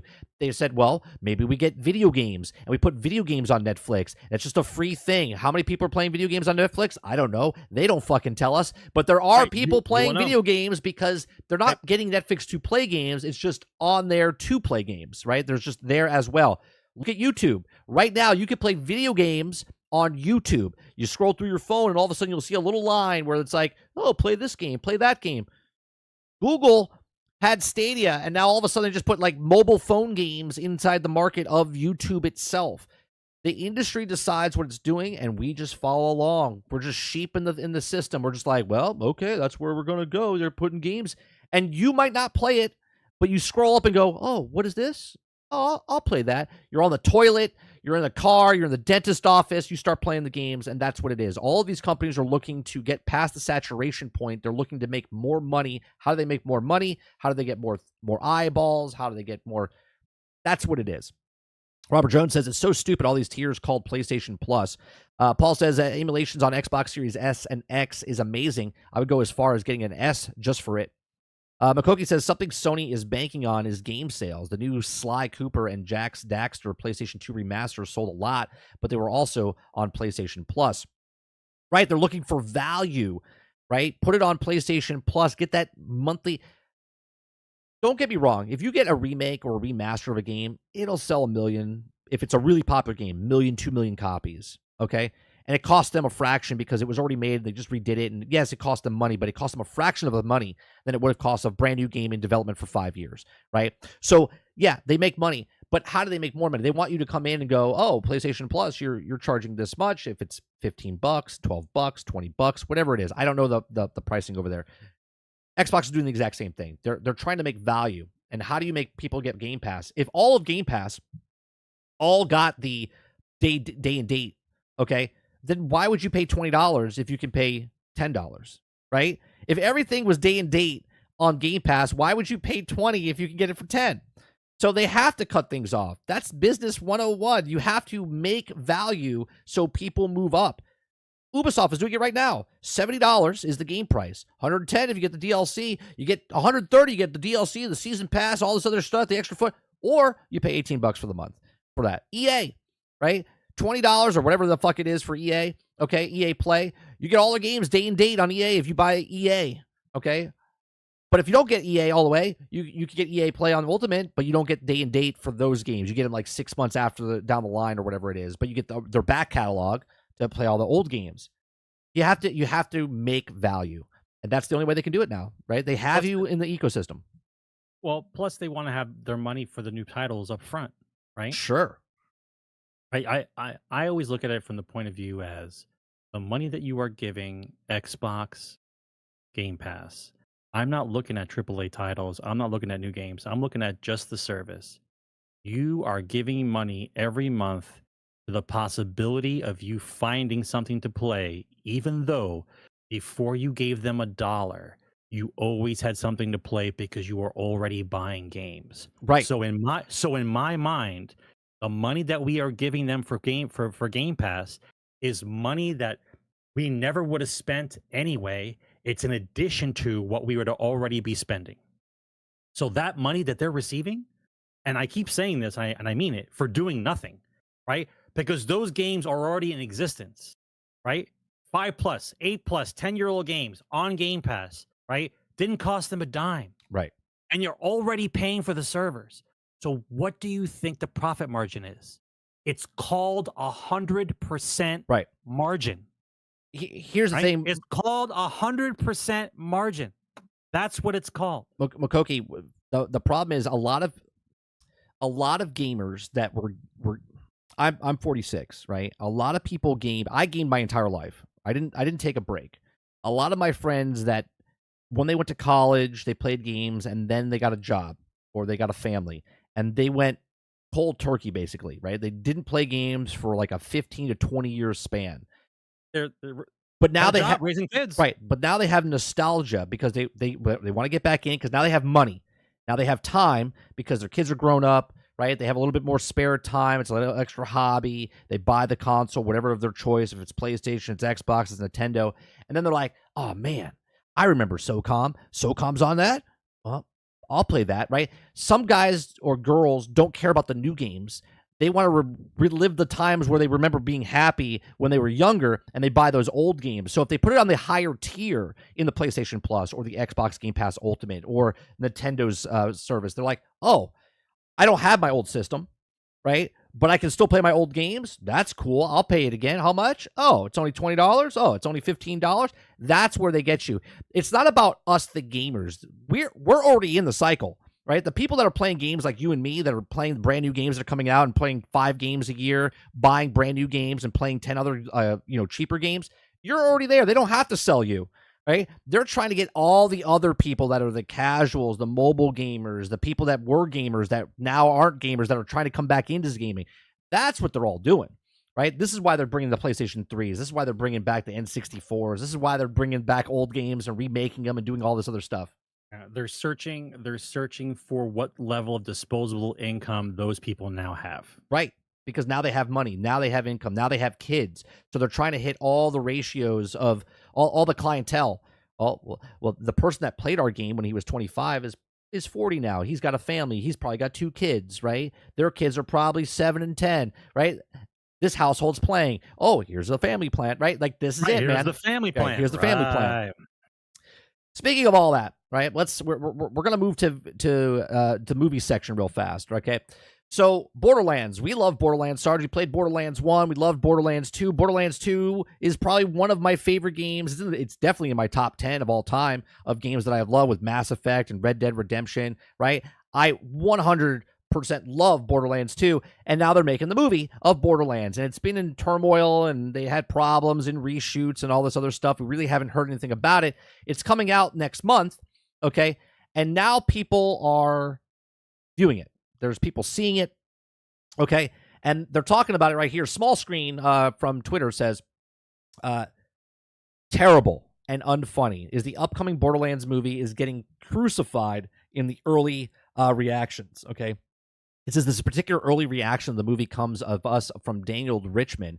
He says, what do you make of this news? Are you still going to watch this movie? On the title, it says Borderlands movie early reactions call this film terrible and unfunny. Okay. This hurts a little bit, right? This hurts a little bit because I love, you're muted, Sarge, you're muted. It shouldn't hurt you at all, because the way this always works is the same. See, I know it's shitty movie adaptations of the games. But even if it was a shitty movie adaptation, you have to understand the guy reviewing the movie never played the game. Right. The jokes he's going to hear doesn't understand the context. He doesn't know what it is. Now, if you put the journalists who play video games and made them movie reviewers for a movie like this, maybe you get like a 5 or a 6. Understandable, right? Did you think the game was going to go over well? No. Did you when we first saw the pictures of this and we saw the trailer, I was like, in the present day world, what we know about how people are making movies today, did you think for one moment that this movie was going to come out and be like better than Dungeons and Dragons? No. Right? No. Right? I saw 2 things and said no. Yeah. Right? Kevin Hart as Roland. No. Jack Black is Claptrap. Yeah. I mean, Jack Black as Claptrap is completely fine. I'm talking about the rest of the movie. The cast just doesn't look very. I don't know. It doesn't look good. You're trying. It looks like a B movie. You know what this looks like? It's like the Garbage Pail Kids movie. No, I don't know if it's. I don't even know if it's. Here's what I'll say. If this is like a Master of the Universe movie. Maybe this is a Mario movie from the 90s. Yeah, but I think it's too far gone. The Borderlands 2 phenomenon is over. Like Borderlands phenomenon is over. It's been over for a while. It's so right? it's right? too little, too late for this. Right. So when you're bringing something out like this, you're trying to hit on nostalgia on the number of people that played the game. Now, let's be honest. How many copies of Borderlands 2 was sold, bro? Do you have those numbers? We can look those numbers up. I don't have those numbers on me, but let me look. I'm pretty sure maybe for all the consoles and PC, I'm maybe like 15, maybe 12 million, maybe 8 million, maybe tops. So you're saying for the entire series, of Borderlands, as of November of 2022, more than 77 million copies of Borderlands games have been shipped, with 26 million from Borderlands 2, and an additional 5 million copies of Borderlands 3 were sold within 5 days of releasing. But those are the same people. Yeah, but total 77. Those are the same. I got it, but those are the same. What I'm trying to say is, you made a movie for 20 million people. No, not for 20 million people. Maybe like 6 or 7 million people who actually bought those games, the entire series. Look at the sales of like Borderlands 2 or Borderlands 1 separate, not all together, right? You made a movie based on that small number. So what were you trying to go for? What did you think you were trying to go for? Were you trying to make a quick buck? Because if you were trying to make a quick buck, you'd have to spend a lot more money on special effects to make the movie look interesting enough for those people to go watch it. But, right, Robert, like, Big Trouble in Little China, though, is not a big budget movie. You're making Borderlands. You got to have special effects for Borderlands. And by the way, the small percentage of people who are watching it understand what's going on. So I say again, who did you make this movie for that you thought that you were going to sell tickets? Right? It says 3 things off the top real quick. You're out of ideas. You thought you could nickel and dime a movie and try to capitalize on it, but this type of movie you can't do that with because the special effects are going to eat you up, right? You would need everybody who bought a Borderlands game to go watch this movie, and those people are already old, have kids, and don't give a fuck about Borderlands. I want to know what the budget of this movie is. Hold on one second. I want to know what the budget of this movie is because I said 20 million people would be interested, and if 20 million people paid $10, it's only $200 million. That's not making their money back for the actual fucking thing. Okay, so I don't know what they're. It says here, there's not a price or okay. Reportedly, the budget's $100 million. No way they make their money back. No way they make the money back. Robert, hey, listen. Maybe in the aftermarkets, it becomes a cult movie. Possible. They got to make absolutely possible. To be a cult movie. They've got to make $450 to $500 million to make their money back after advertisement and whatnot. They're not doing it. No way. No way. Listen, I'm not trying to be negative. All I'm saying is Kevin Hart is rolling. I just don't. I don't see him as that character. Maybe he's. I don't know. I don't know. See the issue I have with it is you just came out with Furioso, and it was so woke people hated it, right? Then you're trying to come out with another, and this is how people are going to look at it. They're going to look at it as another Mad Max movie. That's what they're going to say. They're not going to look at it and say it's Borderlands. Like, you see that Mad Max movie? Oh, there's no way. The feel and stuff when you see the trailer, it doesn't look like. It doesn't matter. You know what it is. I'm talking about the average Joe. You're driving around in the desert in a fucked up car with fucked up people wearing fucked up clothes. It's a Mad Max movie to those people. Yeah. Okay, that's what it is, right? I watched the original Mad Max. I watched the first 3 movies. Who did you make the movie for? Is my question. I haven't seen the new ones. All right, going from that movie to the next movie. Okay, is that Deadpool? Deadpool 3 is coming out. Deadpool and Wolverine. Okay, everyone's hyped about this. Ryan Reynolds is trying to single-handedly put MCU's universe on his shoulders to try to bring it back. Okay, that's what they're trying to do. Well, that's what he wants to do, right? Because he says you guys fucked it up, and he wanted to help them out and bring it back. I don't think he said that. He did. I don't think he said that. I think he's just trying to have a good time with it. Sure, it's Ryan Reynolds. He just wants to make a movie, man. He wants to make entertaining something. He doesn't want to make this shit that they've been making for the last couple years, right? I get it. Right, I get it. So he's like, make this movie. It's a rated R movie, okay? So people are saying they've seen 35 minutes of Deadpool and Wolverine. Okay, he said it's going 35 minutes. I don't know. It's just 35 minutes, and it's going to reignite the MCU. Okay, it says the third Deadpool movie is much more than just crass and violence. The future of MCU depends on it. Okay, it says Deadpool Wolverine is bigger than just another superhero film. It's more than just a sequel of Deadpool 2, and it might even be a viral turning point. Vital turning point for the comic book movie culture as a whole. Sounds hyperbolic, I know, he says, but this is an impression I've been left with after watching the first 35 minutes of Deadpool and Wolverine.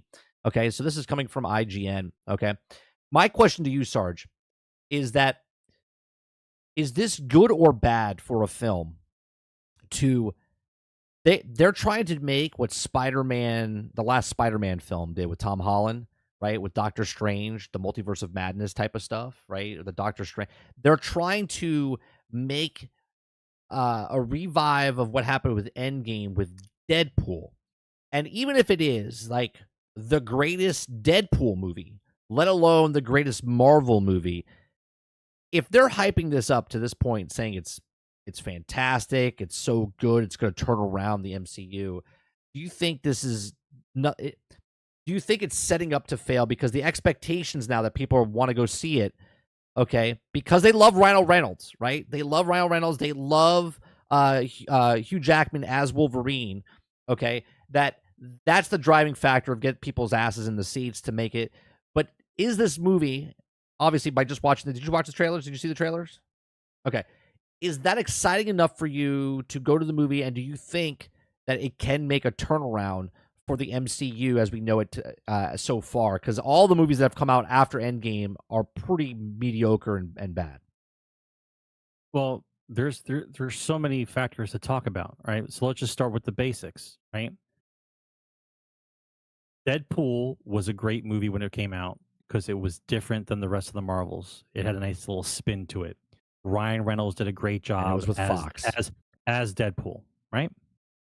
Now, the pressure's very high, and I think the pressure's too high because if Deadpool is as strong as they want you to believe it is, then you wouldn't need to bring Wolverine in to back it up. They're bringing Wolverine in as an addition because they know they need something else in there because Deadpool 3 can't pull the numbers that Deadpool 1 did, right? Well, let me look up what they. I'll tell you what I think in a second. This is why they're doing what they're doing. Now, could the movie be good? Sure. Give me the names of the writers and let me see what other things that they wrote, and I'll let you know if maybe the movie has a shot, right? I won't even base it off a trailer. I'll base it off just the writers. We just look at the writers, right? Do I hope it does well? Yes. Do I think that this is going to save the MCU? Well, let's talk about that for a moment, right? Just briefly. You guys in this chat have been alive long enough to see the number of times they were trying to do superhero movies over the years, and it either hit or missed. There wasn't really a following, right? Some movies were good, some movies were just crap, right? When they started becoming serious and they started doing the original Iron Man series, the original Thor, the first movie started coming out, you started to see some traction because graphics and special effects have finally matured enough where they could make those more believable and entertaining to watch, right? But now, once they got the hooks into you, they started bombarding you with every fucking superhero movie in the world. Why? Because at that time, they didn't have anything else that could sell. Right.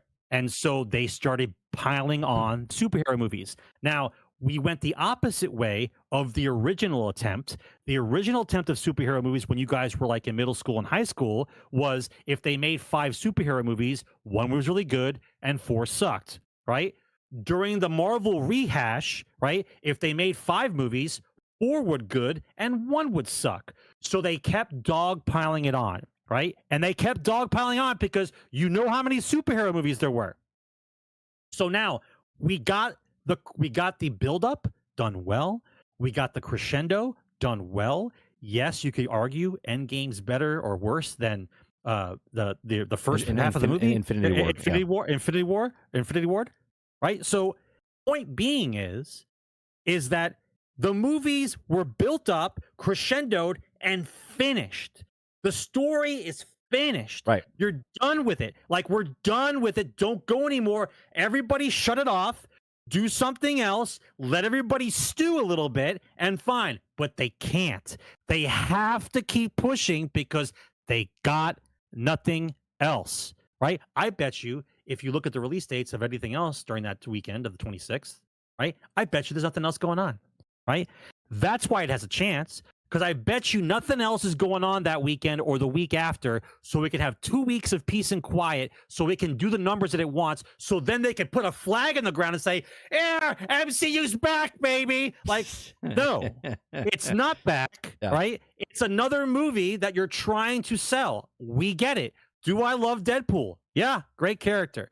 Do I think Deadpool 3 has the pull to do what the other Marvel movies did? Maybe. They said the same thing, and that's why Wolverine is in there, because they needed a backup. I think this. Okay, I don't know. We've been doing this a long time. You guys got to be here, right? You guys are with me, right? Here's the price of the first movie, right? Domestically, 363 million, 419 million international, 782 million total. That was 2016. Okay, it had 132 million domestically opening weekend for Deadpool 1. Okay, the second movie, 2018, had 125 million domestic opening, which is less than the first one. Okay, domestic had 324 million, which is less than the first one, and it had a international, which was more than the first one, at 461 million, for a grand total of 785 million, which is just 3 million more than the first one. Okay, I think Hugh Jackman and is a big enough name and a beloved character of Wolverine. I do think the third one surpasses the first two, but I don't think it breaks 1 billion. Okay, I think it hits around 800, maybe 900 million. I think it does do well Worldwide. 900 million. Yeah, domestically, I maybe 450, 420, You think 430. so? 420, so? 430. I think it has enough pull because of Hugh Jackman as Wolverine. But here's the thing. It has enough pull because there's nothing else going on for 2 Well, weeks. correct, but also because of the stuff, okay? Also, a lot of people hate Disney right now. Lots of people hate Disney, okay? I mean, if you like Disney, I think we have a talk. We need to have a talk. Well, what I'm saying is it's in a different stance. That was when it was Fox. Fox is now Disney, okay? As much as people love Ryan Reynolds and right, I think a lot of people think it's going to make like 1.2, 1.1 billion. I think it'll be a hit for Disney, but I do not think it's the revival of the MCU. Okay, I don't think to put the pressure on this movie to revive what they fucked up after Endgame with Shang-Chi and Black Panther 2 and Love and Blunder and all these other shit films. Madam Web and oh my well, Madam God, Web is Sony, stop. and that's Madam Web is Sony. It's not part of the MCU. But all of these comic book movies, DC sucked with Flash and whatnot. I see it doing the best of the Deadpool films, but I guess I have to look up Marvel films and see where it would fall in. Let's see, Marvel films series. Let's see what. It's okay for a genre of films to be over. Like, you remember back in the day when there was like serial killer cop movies and they were out for a while and then they stopped. And then there's the slasher movies phenomenon and then they stop. And then there's the sci-fi movies that they pump out for no reason, all the bad ones, and then they stop. Like, it's okay to have a genre of movie, and then once it plays out, you're done with it. You need to move on to something else for a little bit while. But they can't let it go. Right. That's the issue. They can't. Okay. They got nothing else. If it comes in at what I said about 420, 450, it would be between Captain Marvel and Black Panther domestically, okay, which is 7th and 8th on the list. So it would fit somewhere between there. If it hits where Deadpool is right now, which is domestically 363, yeah, 363. Hold on, let me get back to 363 domestically. That puts it at between Guardians of the Galaxy 3 and Guardians of the Galaxy 2. Okay. So I can see it falling somewhere between 9 and 14 on the list overall in the MCU now, right? I don't know. I hope it's a good movie because I want to see movies again. I want to be excited to see this movie. I'm not excited to see this movie, but I'm excited because, look, I did watch Deadpool 1 in theaters. I did watch Deadpool 2 in theaters. I want to watch Deadpool 3 in theaters. I probably will go see it, but I'm not excited to see it. I'm going in with expectations really low, and when I go see it, hopefully I'm surprised by how much I laugh or how much. But with the early people watching it saying, "Oh, it's so good, it's so funny," I couldn't stop laughing. That to me means like It's not a comedy. too much pressure, right? Too much pressure on the film to revive the MCU, right? Right. I don't know. Chat, what are you guys gonna do? Are you guys gonna go see Deadpool 3 in theaters? Are you gonna wait? Are you gonna wait to go see it? Why wait? There's nothing else going on. That's what I'm telling you. There's nothing else going on those weekends. What else is going on? Yeah, this comes out on July 26th. What other 26th. movies are coming out those 2 weekends? Nothing. Let's see, Nothing good. Films coming out. Nothing that's gonna stop that kind of action movie. July 26th. Movies coming out on July 26th, 2024. You have Deadpool, Wolverine. You got a Dee Dee. You got The Girl in the Pool. You got Mother's Insect. You got The Fabulous Four. You got The Beast Within. You got The Last Birth. Damn! It's a fucking sweep, bro. There's so much nothing coming out those 2 weekends. I guarantee you, people will see the movie twice. I think it will do good. Like you said, there's nothing. The following. Hold on. The following. The 26th. The following week afterwards, yeah, there's nothing coming out. There's nothing. I'm telling you, there's bro. nothing coming out. This is they're primed. They've got a good position and they're primed to make money. But to start talking shit about bringing back the MCU, sit down. Oh, for sure, Chris. I think this will lead to something, to connecting points of the X-Men or whatnot. We'll see, right? But like I said, to put all the pressure on what that movie was, like Spider-Man did well because they brought Tobey back, they brought Andrew Garfield back. There was a lot of stuff going on in that film. They brought Doctor Strange in. That movie made a lot of money. I don't know if Deadpool has the pull of Spider-Man. Do you know what I mean? And again, Spider-Man was a Sony thing, and Disney got a piece of it. I think like 25% of the total sales or whatever. But like I said, I hope it does good. But I don't think it's. I'm not gonna depend on this movie. Like I watch this movie. If I love this movie, I'm not gonna go, Marvel's back, baby. Like I'm not doing that, right? I'll look at the movie and just be like, yeah, it was a good movie. It was really good. But they're gonna need more than one hit, okay, to get pulled. Like I'm not gonna go see Shang-Chi 2 or Black Panther 3 or Love and Blunder 4, okay? Like I'm not seeing those. You're gonna get an anomaly number for the release weekend because people are gonna go see the movie probably more than once because there's nothing else coming out.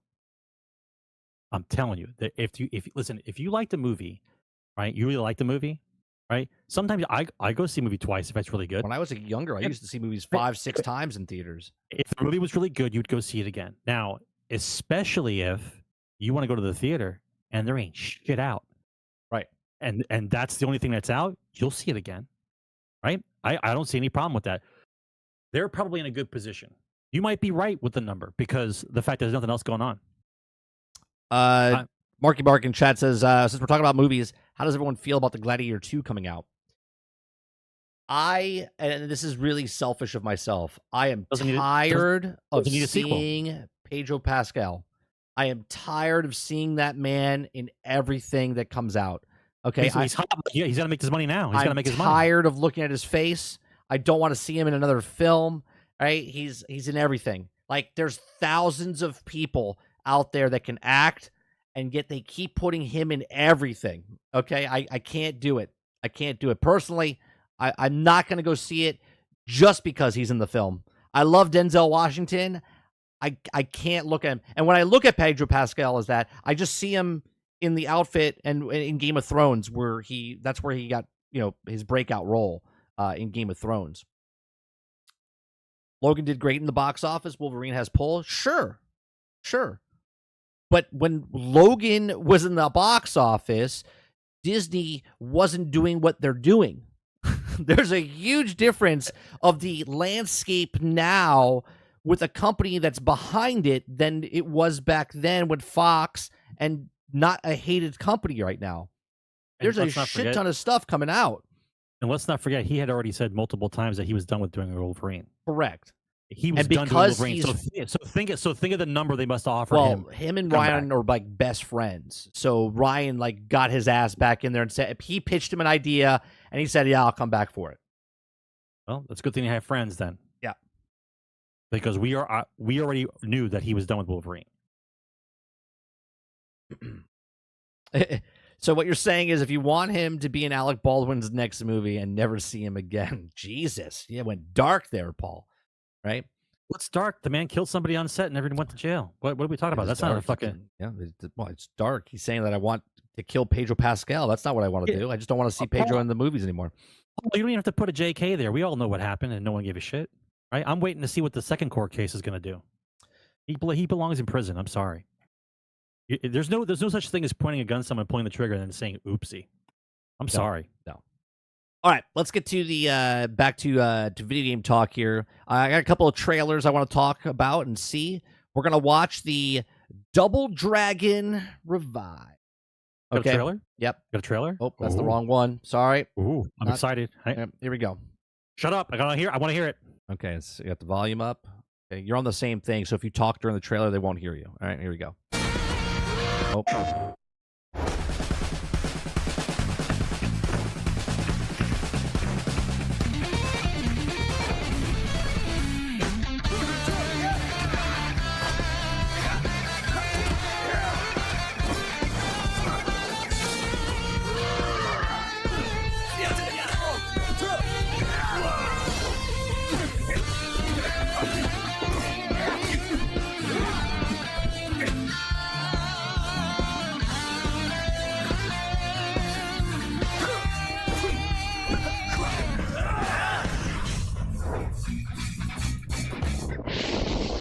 I lost a lot of quarters in. Oh, it's not done yet.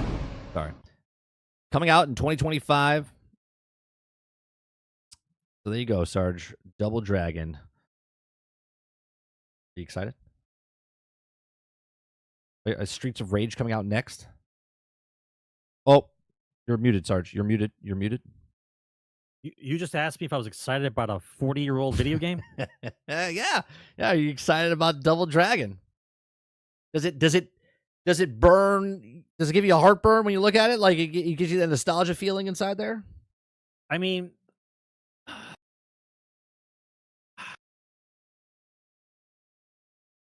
let's put it this way. I think that fighting games are so far back from the general public in gaming that nobody gives a shit about fighting games at all. Yeah, no. Like, there's very few games that have pulled. I'm sure there's a couple fighting games that are out right now that people actually play, but there's not some kind of giant pile of people waiting to play Double Dragon.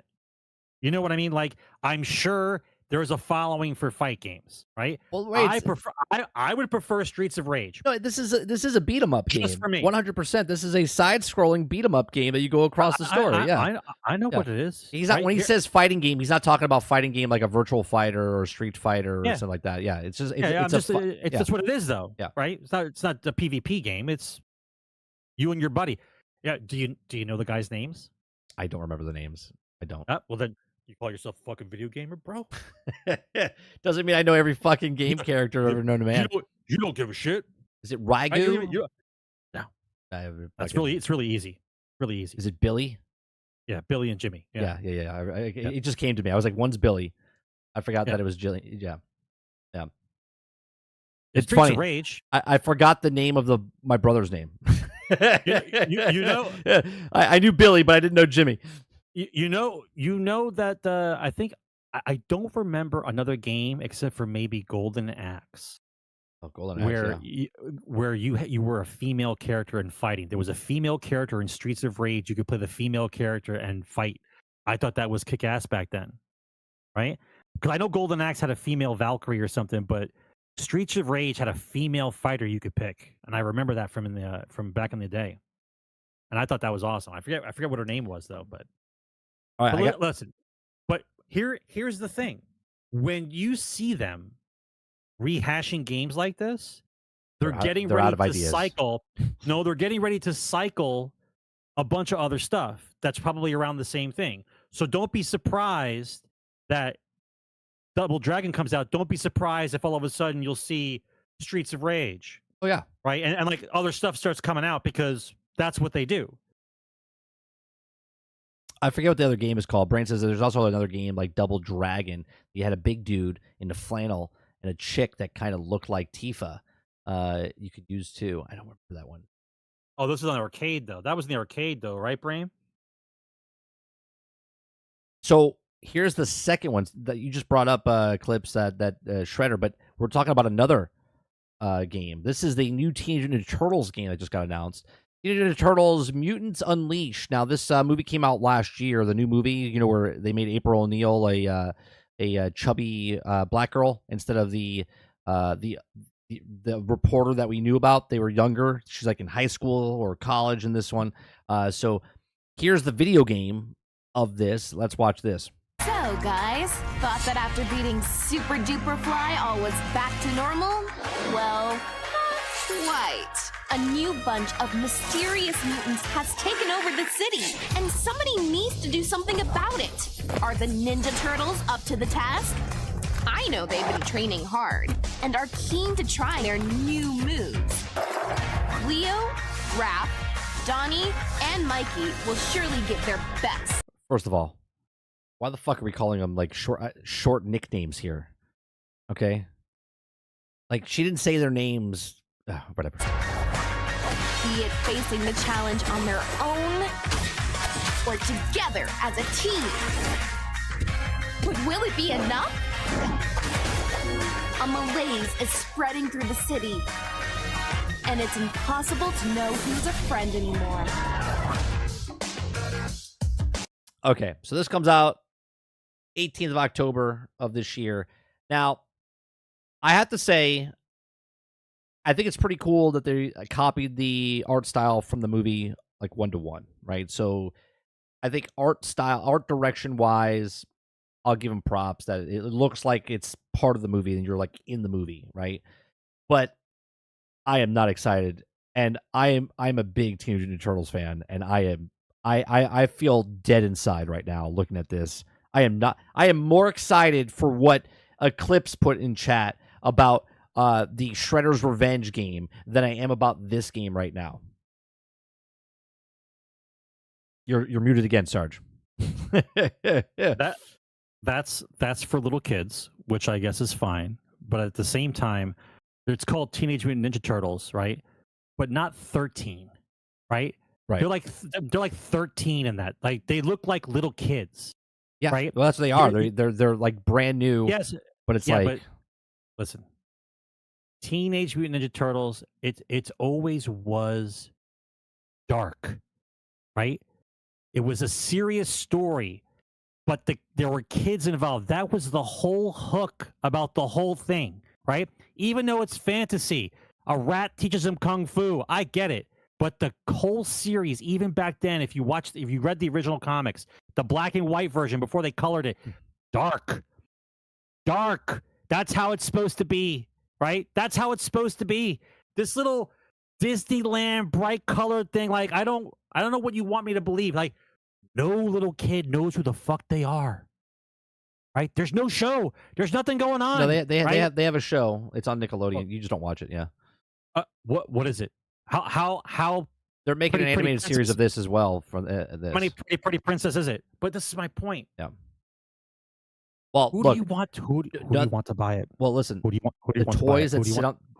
The toys sit on the shelf. No one buys the toys, right? You go to Target and you just see them just sitting there. No one's buying the stuff, right? They even made the older toys, like the old school ones that I had. They remade them. No one's buying those, right? The only people that are buying those are like us, like collectors that are trying to like sell them on eBay or whatever, right? How does Hasbro stay in business if they can't make toys? I don't know. They said they're not a toy company anymore. Did you hear about this a couple weeks ago? They actually said that they don't make toys. They're not a toy company anymore. Like, well, you're not making anything else. I don't know what you're talking about. It's so ridiculous. What exactly is your product, Hasbro? If you're not a toy company, let me know what your product actually is. Because the only thing you're manufacturing is pain and suffering. The last movie you're talking about, Paul, was like 5 years ago. The movie that came out before. This one, I don't even know what this one did. Mutants Mayhem, I think it was. Let me go back to Box Office Mojo and look at what this one. Box Office Mojo, TMNT Mayhem. Let's see. I don't even know how well this did. I don't know how well this did. Mayhem. It was called Mayhem, right? It did. It's the third best Teenage Mutant Ninja Turtles movie of all time, but it's way behind. It made total. It made 180 million worldwide, which is just terrible. It made $28 million opening. This is not good. This is not good. Okay. The original Teenage Mutant Ninja Turtles movie. Or the movie that came out, Teenage Mutant Ninja Turtles, that came out in 2014, made more money. That's the live action one that I didn't like. And then the 1991 is 135 million, and that made 135 million worldwide. So yeah, this is bad. This is bad for Teenage Mutant Ninja Turtles. So going from that bad mess to the next one, Sarge. We got another one up on the board here. You know me, I love Transformers, and they just like shitting on everything that I love. So we got Transformers. Transformers Overwatch. We got Overwatch 2 skins. But let me tell you, Sarge, I want this one to be don't make the game, just make a fucking television series of the art style of this. Check this out. I will win by any means. Shields up. Okay, that's the right one. We will not fall. Okay. Oh, this is the wrong cartoon. This is the actual gameplay or game stuff. From lessons of the past, the future is forged.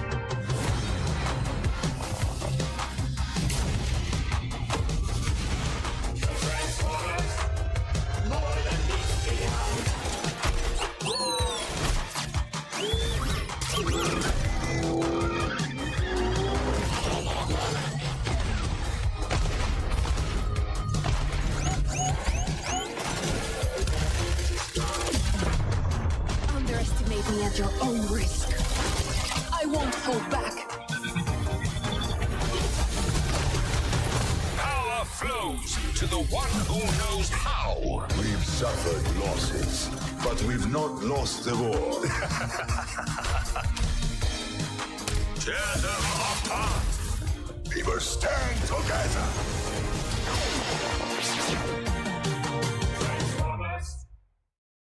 Okay, I want you to watch this trailer. Look at this art style.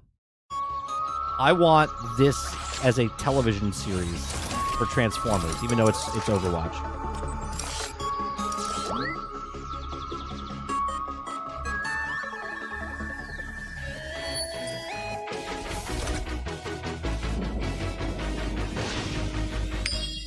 Like, just stop. Make a television show with this art style.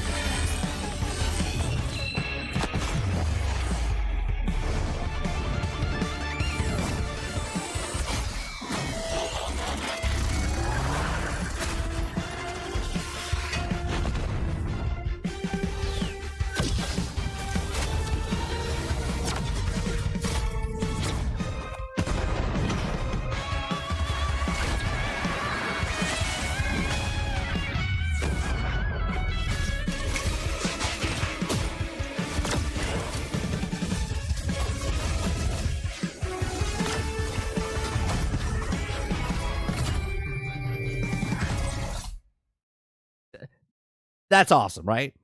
That trailer just to promote Overwatch and Transformers, I'll take that as a Netflix special. Okay, make a right. That anime is so good, but it's just Overwatch at the end of the day. You're muted. Maybe you're not.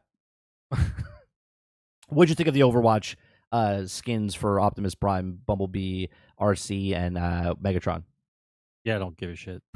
I don't give a shit about them using Transformers in anything but an actual Transformer game or Transformers show.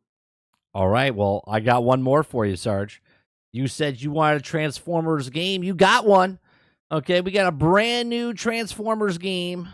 Is it Pretty Princess? Is it Farmville for girls and it's got Transformers in it? Yeah, it's like the Lord of the Rings farm sim game. Yeah. No, here you go. Ready? Here is the next Transformers big hit coming Pretty out Princess? to you. Yeah, Pretty Princess. Here it is. This is the next big Transformer game coming out. 3, 2, 1. Let the Galactic trials begin. Race in alt mode.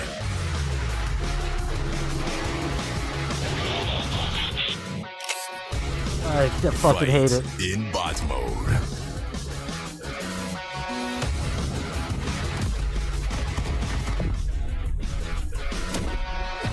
Play as an Autobot.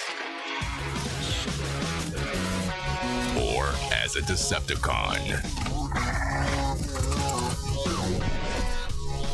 Play solo. I'm going to pause it for a second. Look how shitty it looks when they run. Play against a friend.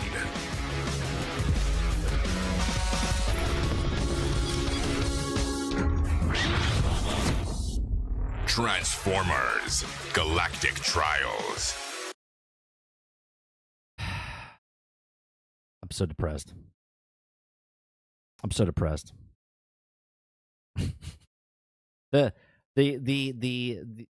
game that no one asked for, a Transformers Mario Kart game that you can transform into your robot form and then skate along like you're on an ice skating ring. What are we doing, Hasbro? You're muted again. The only thing good, before you speak, the only thing good that they're doing right now in Transformers is the new comic book run, okay, by Darren Warren, is one of the best comic book series that you could read right now if you like Transformers, okay? All of this other shit that's coming out for Transformers for its 40th anniversary, that fucking movie that's coming out, Transformers 1, that comes out in September, like, what are we doing with the IP of Transformers? Go ahead, Sarge. Yeah, I know. I'm not gonna dignify any of this with any kind of words. If you were if you were a Transformers fan, this is basically blasphemy. Like with all the games that we've seen come out over the years, Witcher, Cyberpunk, uh, Elden Ring, like all these games using the engine and know how to make characters and know how to just fill out a game. Like, and this is what you do to the Transformers IP. Like, you could do there's so many avenues you can do with Transformers, but apparently they have nobody who wants to work with Transformers. Obviously they have nobody, because this is what you end up with when you don't have top tier talent working on a top IP. This is what you get. Yeah. This is what you get. Jason, I didn't see the new movie. My favorite Transformer movie is the Bumblebee movie that they made with Haley Steinfeld. What's her name? Haley, the one that played Kate Bishop. Okay, I thought that was the best Transformers movie. I hate the Michael Bay Transformers. Hate them. The first one's okay. The rest of them, I lost interest in the Michael Bay series, the movie where he had the giant robot with the testicles, and then had the actor underneath him say, "I'm underneath the robot's testicles." Right, like that's when I lost interest in Transformers live action movies. Right, I haven't even watched the rest of them. Okay, and two, I didn't like the Beast Wars when they came out originally. I'm a G1 fan of Transformers. Okay, I'm not a fan of the Beast Wars, and the Beast Wars didn't look very good to me. If nothing else, if nothing else, it should be an animated series. The Netflix show is awesome, by the way, on of Transformers. They failed to realize that the Transformers IP has all the makings of any kind of movie you want to make. You have deep characters, you have good storylines, multiple storylines to pull from. You have many characters to pick from, so you don't have to focus on the same 4 guys all the time. You can focus on whoever you want and lead up to the big guys if you want. But nobody wants to take the time to do it, and I think part of the problem, honestly, and this is 100% now. When they passed those laws back in the early 90s that you weren't allowed to make a show to sell toys. Remember that, 95. Right? 95. Yeah, there laws were passed where it was frowned upon. It was frowned upon that companies were making television shows to sell toys, which to me made no sense, because that's the whole point of having a show, is to sell product, right? So it's okay to sell a video game and sell digital goods inside of the video game, but it's not okay to make an animated series and then sell the toys based off the animated series, because for some reason that's part of some kind of manipulation law of children, right? But apparently it doesn't carry over to video games. It's just because of toys. Right. So if you want me to see me get angry and drink a bottle of scotch and start jumping off roofs, that's the story. The story is that we're not allowed to make a product and sell toys based on the product, right? Now, if you had that rule changed, you would see a good Transformer game or a good Transformer series, because then they would have something to sell the toys off of, right? Right. But this is what you get when nobody cares about the IP. All you care about is trying to make money off the IP, right? There's a difference, right? Transformers has a long following. You can make money on it if you did it well, but they don't want to. They want a quick buck. Well, they're coming out with the Transformers G.I. Joe movie, right? That's been greenlit. I mean, the series was good in the comics back in the day, so it all depends on what it could be. If Michael Bay is not involved in it in any way, shape, or form. Oh, you saw the G.I. Joe movie, right? I didn't see the second one, but I do know how I watched them. I do know the end scene credits that you're talking about. So you have the G.I. Joe movie, and then I watched the Michael Bay movies for Transformers, and I can't see both of them being on the same screen at the same time. Honestly, Michael Bay. It would be such a slap happy crazy movie. It wouldn't even have any. So I have this Transformers behind me. My brother-in-law gave it to me because he knew I like Transformers, but he didn't know I didn't like this version of Transformers. But I still appreciate the thing. But that's what's behind me. But I hate the Michael Bay Transformers.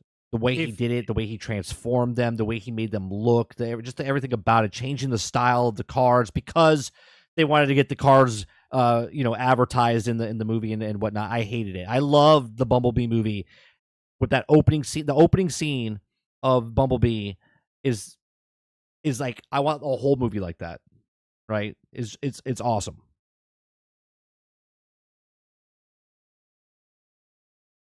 The possibilities of you making a Transformer game that's kind of fits into the same First Ascendant type of thing or Warframe type of thing. Transformers Reactivate. You could make a game like that last 10 years easy because of the number of storylines you could put in, the number of robots you can make. Yes. It's basically a no-brainer, but at the same time they don't have the writers to do it, right? It's not just print out pretty robots and put some rock music on there and sell video game. That's not how it has to be. You have to actually understand the goddamn IP. Right? I don't understand the ability for multi-million-dollar companies to look at a multi-billion-dollar IP and basically just throw it into the fucking toilet, right?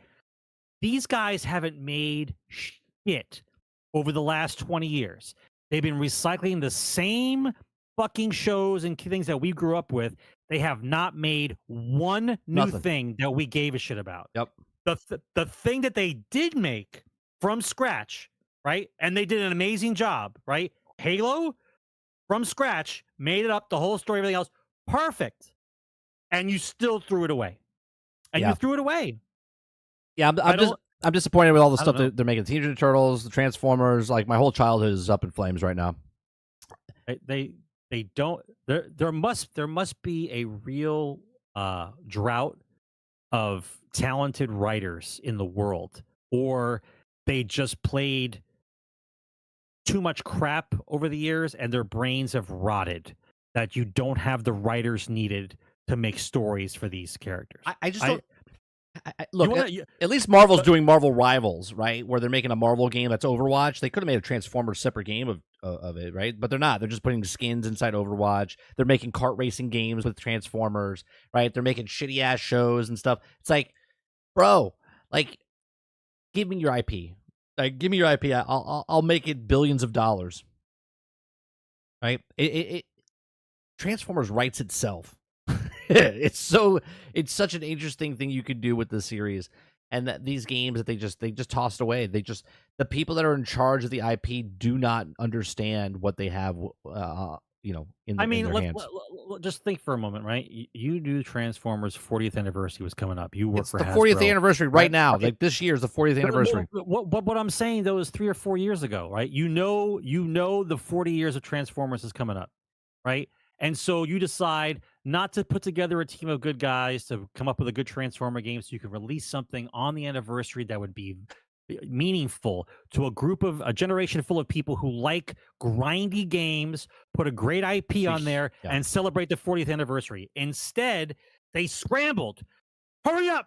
We got to make some Transformer games. It's the 40th anniversary. What do you guys got? I got a car game. They change it to robots and shoot each other. Pew, pew, pew. It's going to be awesome. Like, that's the best you got. Transformers Reactivate's been in development before it was Transformers Reactivate. I forget what it was called before, but it's been in development for like 6 years.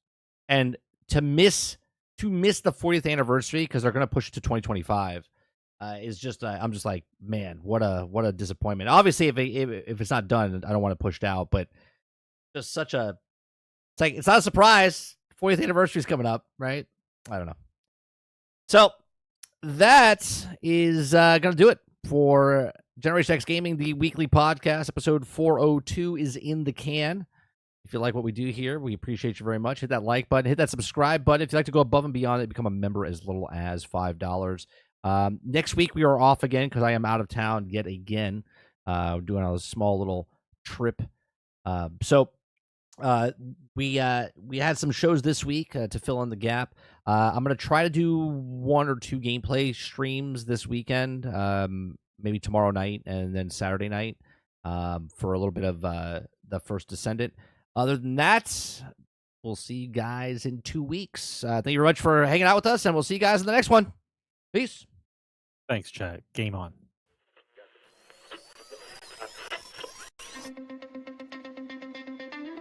They're two brothers and gamers that have been playing games since the early 1980s. Combined, they have over 65 years experience. Join them each week as they discuss and rant about gaming and entertainment news. This is Generation X Gaming.